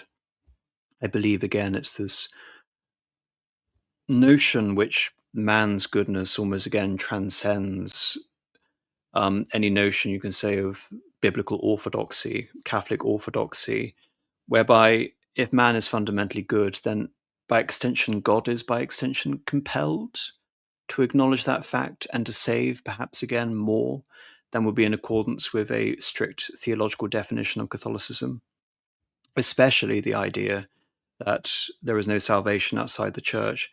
As you can understand, this notion to Rousseau again is just the height of absolute hypocrisy, indeed evil, to deny that the bulk of mankind essentially can receive salvation. In many ways, this one piece of evidence, this desire to extend, you can say, the boundaries of possible salvation, for me at least, that is one of the undergirding facets of Vatican II. It's part of the reason why many people still today embrace elements of Vatican II. A skepticism towards the simple credo that there is no salvation outside the church. And Rousseau, over 200 years before Vatican II, was leading the charge against these very notion, and he puts it forward in very compelling prose. Indeed, you can probably tell in terms of the way I'm sort of reading this, but I find Rousseau actually a joy to read, and that again is a point to substantiate my overall claims, which is that Rousseau is perhaps accessible again in a way which means that you have to sort of notice his influence permeating in all corners of the sort of dark corners of intellectual life on all aspects of the quote unquote political spectrum, all facets of modernity, and all leading back to a comprehensive criticism, moral condemnation, and by extension, you can say vilification of medieval hierarchical Christianity as he found it. Anti-medievalism, I believe, again, is essential to understanding a figure like Rousseau. But again, the reactionary Rousseau looks to the primordial past, the humanity which is best in accord with nature itself. He doesn't, again, do what the sort of progressives do, which is take this notion of a return to nature and then invert it by creating the progressive utopia. So Rousseau is simultaneously progressive and yet he is regressive. And I actually believe that this is owed to his, again, Greek, his classical upbringing, that he looks at perhaps Hesiod, he looks at the declining state of the ages, the cyclical nature of history, and he wants us to return to the Golden Age, believing essentially that we are in the Iron Age. And what better, again, from Rousseau to indicate that we are in the Iron Age, other than the fact, again, that the religion essentially begets violence, and if it were the true religion of God, it attributes itself to the notion that God is fundamentally terrible. So, weirdly enough, the Christian notion of Rousseau, God is fundamentally benevolent, and we are almost compelled by nature to receive it that way.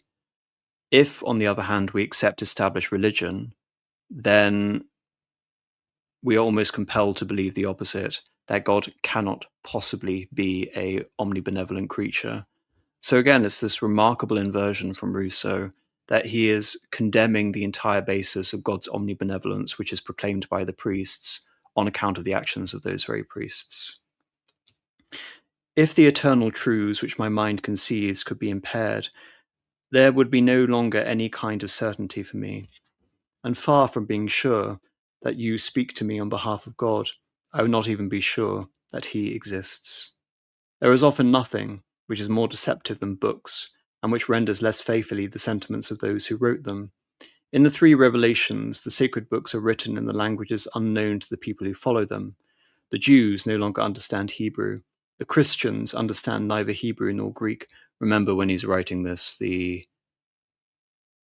greater sort of section of the Jewish population were, if we're talking about Ashkenazi and Sephardic Jews, whatever, they would have either spoken the language of the countries in which followed them. They would have spoken Yiddish and, of course, iterations in terms of the Torah of Hebrew, but almost perhaps as a liturgical religion is how he understands it.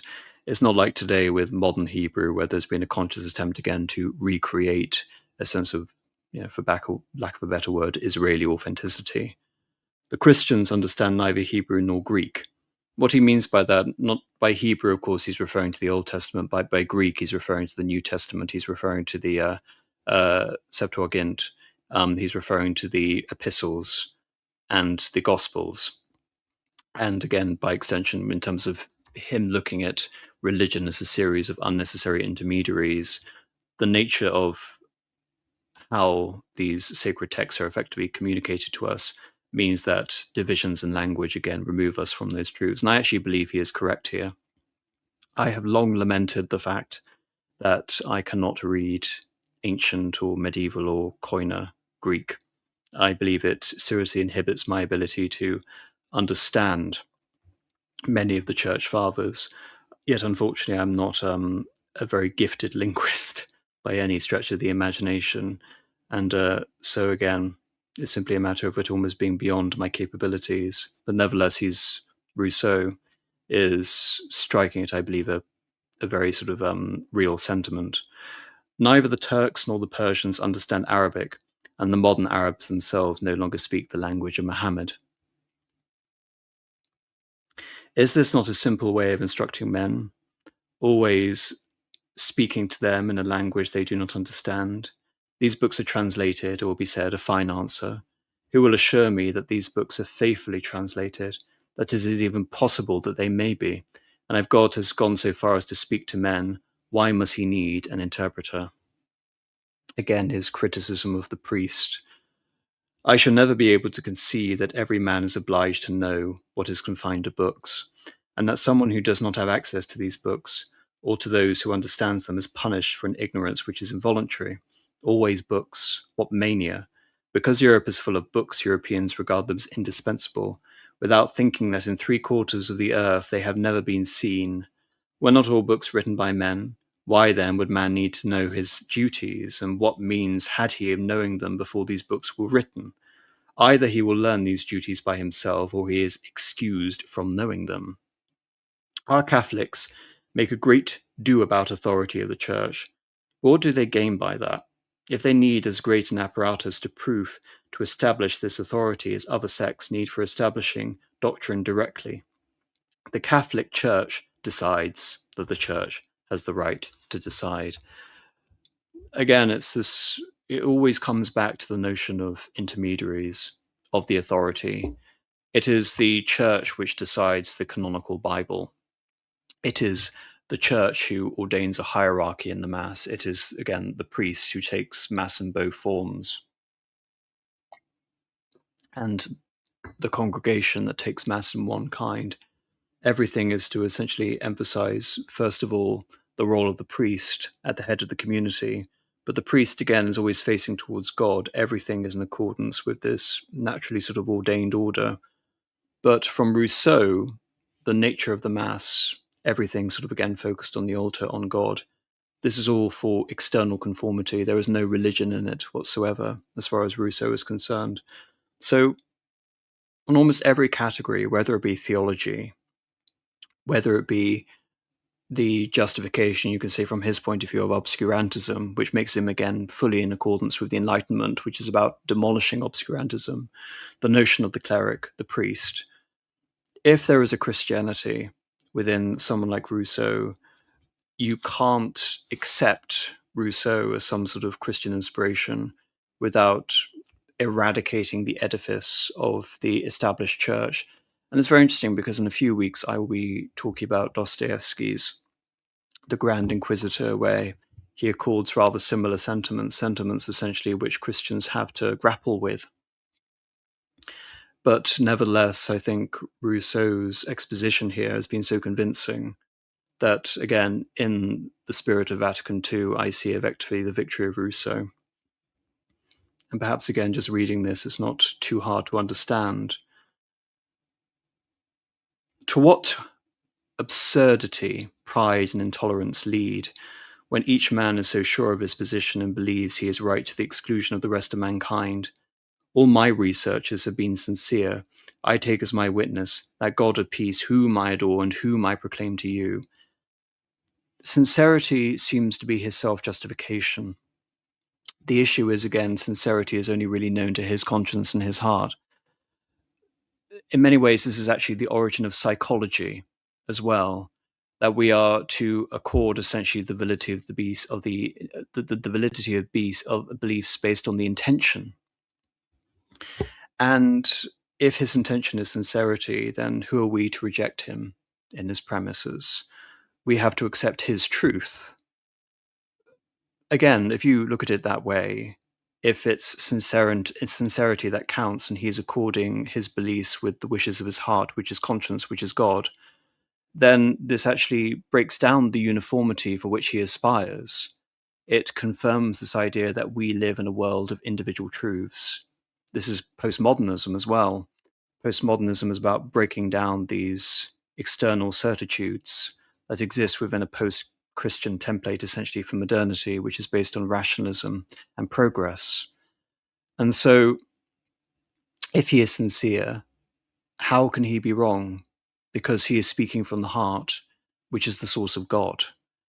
The more you look into this, the more you sort of, again, see so much of the kernels of modernity. I speak my truth, subjective experience, life experience. All of these things are affirmed essentially by derivations on a theme of Rousseau, or at least that's how I see it. But when I saw that these researchers were, and always are, would be unsuccessful, and that I was being swallowed up in an ocean without shores, I retracted my steps and restricted my faith to primary notions. I had been able to believe that God commanded me, under the penalty of going to hell, to be so learned. I therefore closed all the books. There is one open to all eyes. It is the book of nature. It is from this great and sublime book that I learned to serve and worship its divine author. No one can be excused for not reading it, because it speaks to all men a language that is intelligible to all minds. Let us assume that I was born on a desert island, that I have not seen any other man than myself, that I have never learned what took place in olden times in some corner of the nothingness. If I exercise my reason, if I cultivate it, if I make good use of my God-given faculties which require no intermediary, I would learn of myself to know him, to love his works, to want the good that he wants, and to fulfill all my duties on earth in order to please him.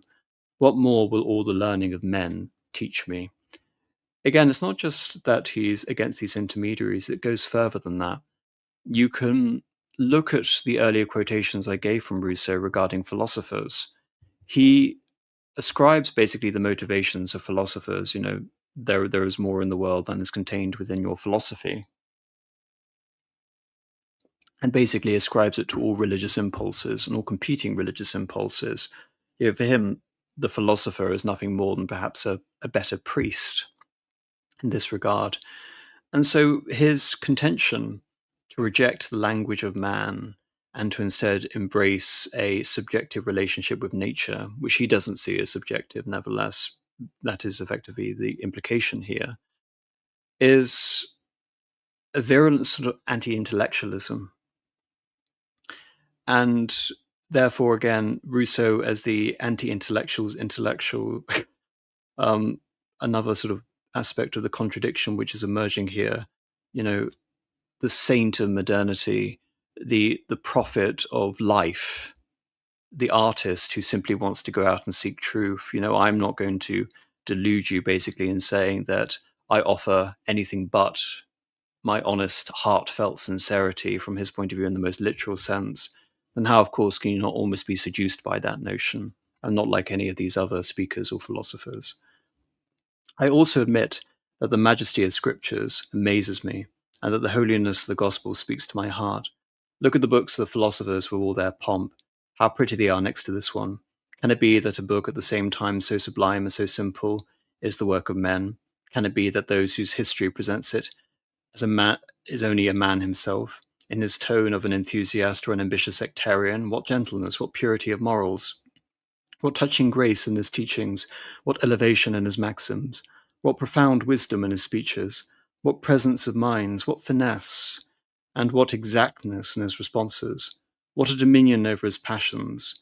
Where is the man, where is the sage who knows how to act, to suffer, and to die without weakness and without ostentation? When Plato depicts his imaginary just man covered with all the opprobrium of crime and worthy of all the rewards of virtue, he depicts Jesus Christ, feature for feature.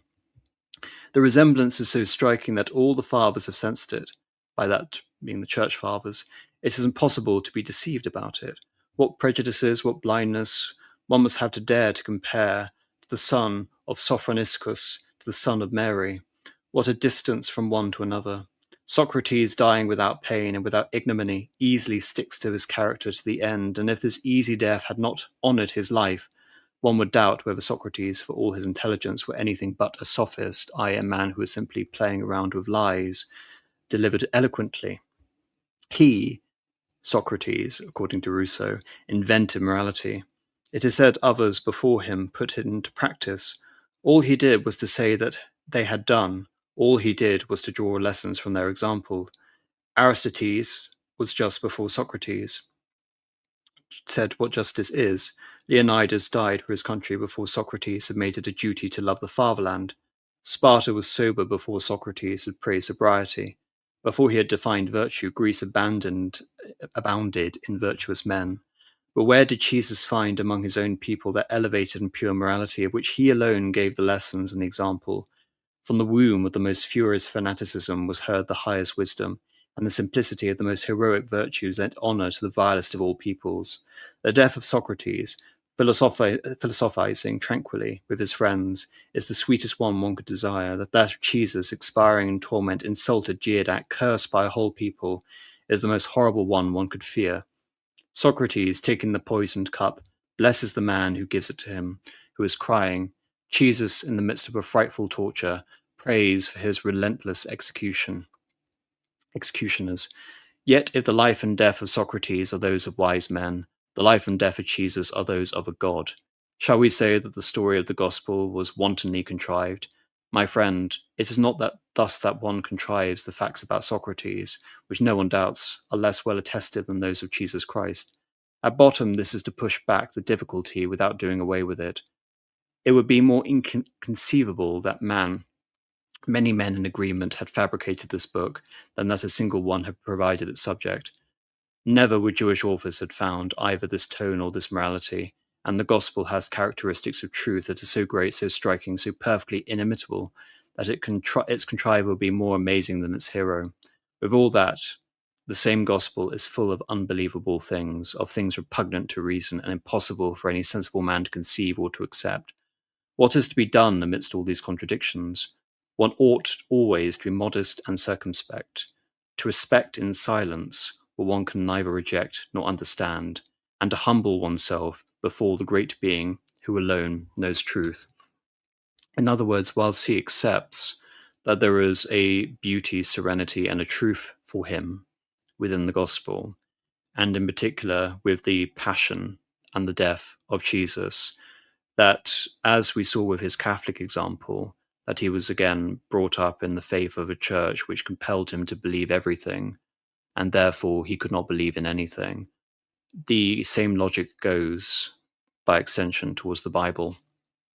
And it's the same argument that many, again, critics of established religion will use, not necessarily atheists, to argue that the Bible can be invalidated for that reason. That because we don't see a perfect harmony of ideas necessarily, because we may say contradictions, we may say, for example, look at Nietzsche and his criticism of trying to attach the New Testament to the Old Testament and say that these books basically have no reason to belong to one another. This isn't a new idea in the form of Rousseau, but in that sense you can already see that Rousseau is anticipating figures on the so-called right, like Friedrich Nietzsche, in embracing that there seems to be two gods who are speaking through the Bible, one that is, from his point of view, repugnant to reason, and one which elevates reason in providing the most striking example of a hero from which to live by. All of this is fascinating, and of course his view would ascribe to that of Jesus. Again, the God who assumes a human characteristic, who reveals himself. In other words, the God of the Old Testament is, especially in terms of my reading of it, repugnant to Rousseau. Repugnant more so in the sense that he is a Hebrew God and therefore partisan, breaking up the unity of mankind, and therefore, again, the antithesis of something like the revolution of a Jesus Christ. Yes, this tears down, you can say, the edifice of so much theology. It also misunderstands the purpose of the Old Testament in affixing it to the New Testament. If you read Dawson in particular, this is really helpful in terms of understanding the relationship of the old dispensation and that Christ inevitably is the coming of the Savior. It is the prophecy. It is the world before the moment of salvation. And there is Christ acting as the role of the Savior. If you have the Old Testament and the New Testament, therefore, and separate them effectively, it makes no sense. And just sort of going through and understanding and experiencing the liturgy, experiencing Mass accords with that view. But nevertheless, Rousseau is of a striking, again, example, which affects a number of certain thinkers who ascribe skepticism towards certain parts of the Bible and would rather pick and choose their belief. Indeed, to attack Scripture itself is, by a greater extent, also to attack any intermediaries, to attack established religion. And again, the irony here is that Rousseau is so consistent in his virulent anti-Catholicism that he doesn't try and understand that the role of the intermediary is actually to harmonize elements of Scripture with each other, to explain, to have the purpose of a homily. For Rousseau, the only homily that matters is the homily that transcends language, transcends historical circumstance. In other words, his homily is the homily of his conscience. It is the homily of his heart. No other homily need exist. And like I said, in terms of the tragedy of someone like Kant, believing that reason will come to effect a generalized enlightenment in the future, progress in this way, Rousseau is just, in many ways here, the author of hyper-subjectivity and religious skepticism. And I don't necessarily believe he means to be any of these things. Yet also look at, again, the life of Socrates. Socrates is akin to Christ in the sense that he was trying to restore the sober, the patriotic fatherland, and he dies for it. And again, he dies essentially in accordance with the way he lived, and he willingly, like Christ, accepts his death by taking laudanum. And the death of Socrates, again, is one of these notions which sort of lends itself on the lips of so many neoclassicists and indeed parts of the French Revolution. I believe it was actually on the lips of Robespierre just before his deposition. I might be wrong there, but nevertheless, I've heard that said. And so equating Christ to Socrates and also saying that Socrates himself was lamenting the loss of a more ancient civilization, everything is referring back to the wisdom of the ancients, that Plato was describing Jesus. For someone like Rousseau, Plato has, and Aristotle and Socrates have more validity. Greek philosophy has more validity. The society of the ancients in Greece have more validity in anticipating Christ than the unity in Scripture does. The Old Testament is a bizarre asphyxia, is a bizarre sort of addition to the New Testament, and by extension, we should try and accord Christ with the examples that we see in Greek philosophy, in Plato. And again, I read that and say that that ascribes very well with a lot of contemporary thinkers. People I interact with, I believe, would share that message. Which is why you can take Rousseau and interpret him in any way you want, effectively, to accord with any principle. Rousseau, I'll make the point again, almost seems irresistible. If there is a Christ, again, he is to be seen in the manner of a Socrates. But as you can probably tell, he's not rejecting the premise of Christianity in its most literal sense, as in Christianity as being Christ-centered worship. He sees Christ as perhaps the ultimate hero of all the characters of history. But everything about his Christology, Rousseau would reject that word, of course, is completely at odds again with established religion by design.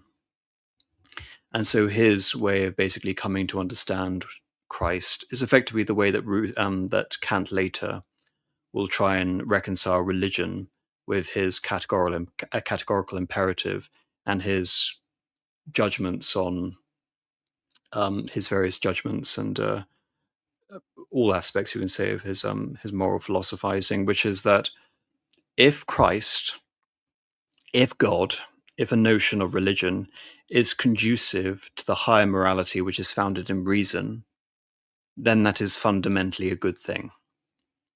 That is the Christology of Rousseau. Any theology that needs to be affixed to that, even more so, is beyond not only the capacity for reason, but beyond considerations for pragmatism to live. Remember, Rousseau describes himself essentially as a philosopher for life. So a post-Catholic Christianity, again, from someone who sincerely believes in Catholicism, that again is a contradiction in terms, but for Rousseau it is not. His Christianity, his doctrine, his belief in sincerity, that his truth basically can, carry a way forward out of the despair and the obscurantism of Catholicism. It simultaneously chimes with the Enlightenment spirit and yet revolts against it at the same time. It rails against the philosopher as much as it does the established creed. As for the other pertinent aspects of his belief in religion, which comes from the Social Contract, the other book written around the same time, it's a case where he goes into a little bit of religious history. And given the fact we've nearly been going for 2 hours, I'm almost judging how much worth there is in reading out the segment on civil religion, because Rousseau is one of these figures where I'm far more, as I perhaps alluded to at the beginning, I can't quite recall now. Rousseau is one of these figures where I'm far more interested in the conclusions than the working necessarily. His philosophical working is fascinating, but when it comes to his historical working, sometimes it's complete nonsense. So, for example, in terms of him trying to find a history of the organizations of religion and their relationship with secular powers, I don't find it interesting because I don't believe it necessarily accords with reality. There's been so much in the way of genuine sort of historical interrogation about the origins of religion that have completely and utterly superseded Rousseau's, again, pseudo-historical reliances. Again, this shouldn't surprise anyone who's been listening intently, because Rousseau's criticism of man, of language, of intermediaries, of verification of text, what Rousseau is also describing, he's not simply denouncing theology, he's also denouncing history. He is demonstrating a profound skepticism about the sort of true capabilities of knowledge. It's something that, to an extent, the positivists and the historical rigorists, in particular the Mommsens of the world, and the new historical method, would try and decisively prove Rousseau wrong by believing that no, historical knowledge, the veracity of our texts, our compositions based on verifying sources are in fact possible, and we shouldn't therefore have to lead to a situation about creating a mythological conception of the past, which is effectively used for ideological purposes. But what I find fascinating about Rousseau, is again, with so many other aspects of him, is that Rousseau's skepticism towards academic history, by implication, it should be mentioned, I believe again accords far better with popular memory and popular conceptions of history. They would prefer to believe in an easier and more definitive, clean narrative of the past, rather than embrace history in all its complexity. And this is why history itself, in many ways, academic history, has become, again, to accord with Rousseau's point of view.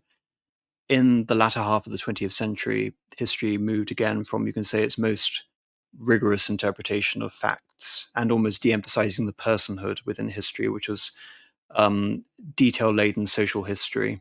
But in the 1970s, we have, again, the real growth of postmodernism, the Frankfurt School, the linguistic turn, the cultural turn within history, where the focus has been on emphasizing that it isn't so much a pure attempt to discover things as they really happened, wie es eigentlich gewesen. Rather, it is what people said about the past which is significant. In other words, we are finding the individual truths about the historical person which the historian has effectively fixated on. And that, again, funny enough, would accord more with Rousseau's worldview. But the salient point about his arguments in the social contract and the civil religion is that, as was briefly mentioned regarding his complete and utter rejection of genuflection and vestments and a religious quality being afforded to the nature of mass, that these were all outward external forms, that these existed for the sake of social cohesion and nothing more. What's very revealing about his chapter on civil religion is his embrace of Hobbes. And again, for people who know about the social contract, who look at the general will, the desire for unity, for collective action, to effectively bring forward all members of society and abolish dissent. The totalitarianism within Rousseau is inherited from Hobbes, but it's taken again from this religious impulse, which is Hobbes was reacting to the religious crisis that he saw within the 17th century, which is the failure of Protestantism and Catholicism to resolve the schism caused over a century earlier by force of arms.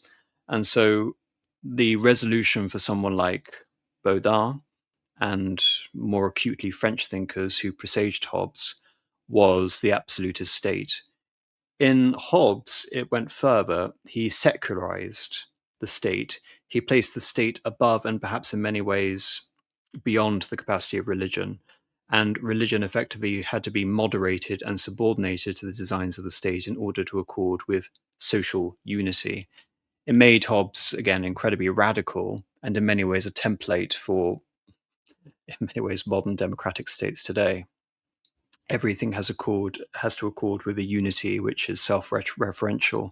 We no longer have religion. Instead, we have belief, religious dogma focused on everyone accepting democracy.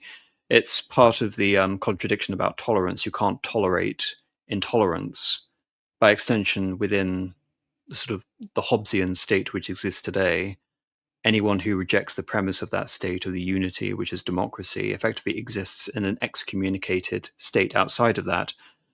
But for Hobbes, religion, subordinating religion, the outward forms of religion, different religions, to this idea of the civic religion founded on unity of mankind and external deference based on the needs of order.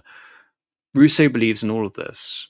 And if you look at the fact that Rousseau is so scathing of religious differences, of denominational differences, he wants to fuse belief systems. Simultaneously, he wants to individuate the believer, and yet he also wants to find a unity which brings all these believers together. Yes, individually, through our hearts to Rousseau, again, we may find God through our reason, but the state exists basically to compel us to a form of cohesion. A lot of people have been trying to read contradictions in Rousseau, but as you can probably tell by how I'm trying to describe it, there is actually a thoroughgoing, consistent logic to everything Rousseau believes. So it is not the universal religion.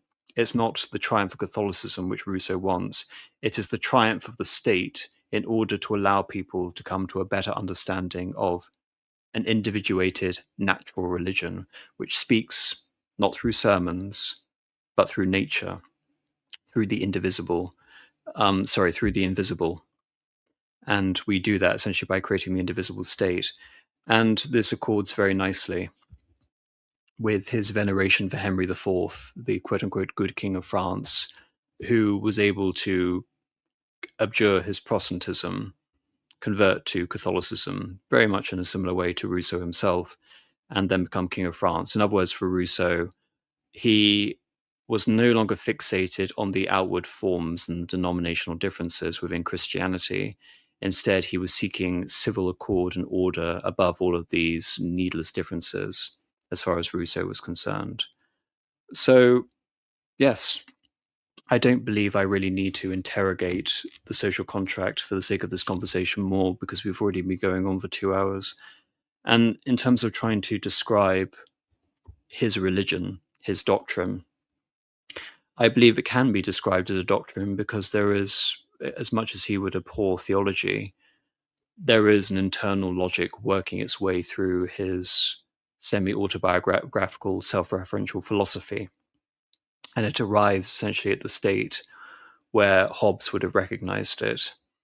His new conception of the Leviathan.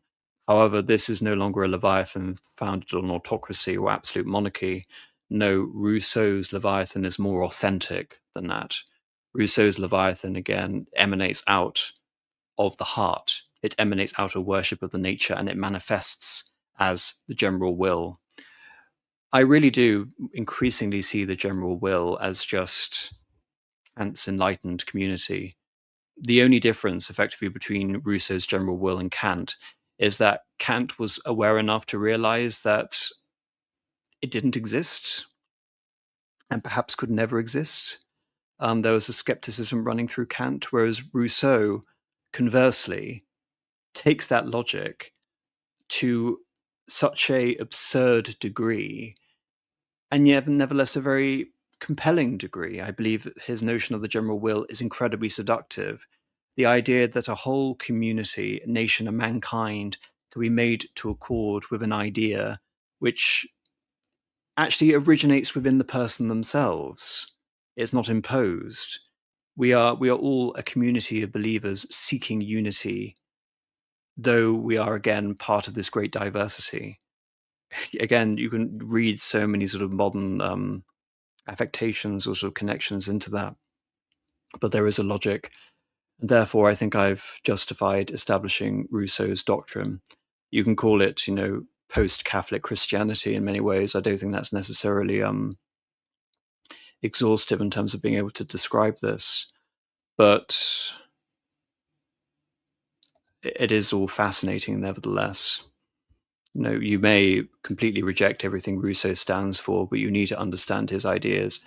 Indeed, going back and rereading Rousseau for this, and more generally, has confirmed, in my view again, that what we see coming out of almost all Christian denominations, mainstream Christian denominations, is not a church of the ages, but the church as Rousseau essentially would have wanted it, explicitly or implicitly.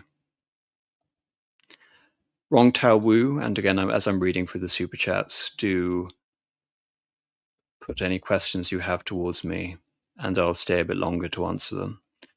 Rong Tao Wu for $5, thank you very much. Feeling far better, thank you, in no small part due to the recent videos. But got work to do today, so sadly we'll be missing this live, but we'll watch the rerun. Well, thank you very much, Rong Tao Wu. I'm glad if my previous videos, which I put out quite a few of them recently, can help you in any way. Thank you very much for the super chat. Anthony G55 for $20, thank you, that's very generous. Hello AM, I'm sure you intended for this, but after watching your stream on Christopher Dawson, I picked up and read several of his books. His evaluation of Rousseau and the new modern religion pairs well with the stream. Yes, that is sort of perhaps intentional. It should actually be mentioned, I'll confess that I haven't read Dawson's evaluation of Rousseau since I did that stream, so that was 4 months ago, so it's more a matter of me remembering his arguments, perhaps, but in most cases for the stream, I've just been reading directly from Rousseau himself, about 95% of the time. But as a reader of Dawson and as, someone, I wouldn't say, I reject quite a lot you can say of Dawson's perception of the medieval period. I really think Dawson chimes with me in terms of his analysis of the 19th and 20th centuries, of which, that was his area of expertise. And so what he has to say about Rousseau is far more profound than necessarily what Belloc, say, for example, thought of Rousseau, despite them being near contemporaries. But thank you for your super chat. Principled uncertainty for £20. Just want to support the content that is better than I could produce. Well, thank you very much, Principled Uncertainty. And again, Principled Uncertainty has gifted 10 memberships. I'm not quite sure what that means, but that's very generous of you. Thank you very much, Principled Uncertainty. And the eccentric tripper, is that a question? I'm just going to read this out. I never understood why the universal wasn't also perceptible as individual. Yes, Rousseau is expert in terms of uniting these simultaneously contradictory notions. And I think he does it in a convincing fashion. That's very kind of you, eccentric tripper. Thank you. Prince Joseph Komnenos, Apostolic Majesty, how would you bypass Rousseau in terms of philosophy, theology nowadays? A slam dunk, his way, he's wrong. You can't. You can't bypass Rousseau and his philosophy. That's the issue. You kind of have to acknowledge it. It's less a matter of bypassing it. You have to understand the genealogy of various ideas in order to... What I'm doing, it's not just an analysis of Rousseau, it's by implication, to a rather superficial extent, granted, given the time, a deconstruction of post-Rousseauianism. That's kind of the point. The point is, you need to understand how all of your ideas of life, of modernity, of religion, of politics, can all in some way relate back to Rousseau, or something that Rousseau offers by implication. Yeah, whether it be National Socialism or whether it be South American leftist liberation theology, Rousseau provides an answer to it. And again, the wonderful thing, what I find so remarkable about this, is that I believe Rousseau is so derivative of so many other thinkers, and yet his genius is in that he's able to take these ideas and he communicates it in a new way. Originality isn't really much more than that, evidently.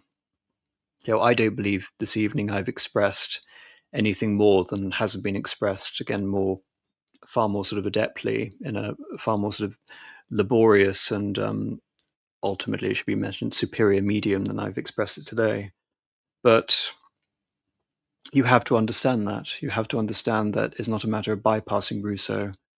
You have to acknowledge it. All right. Thank you very much, everyone, this evening. I will see you again soon. Thank you for watching the Intrusible Chamber.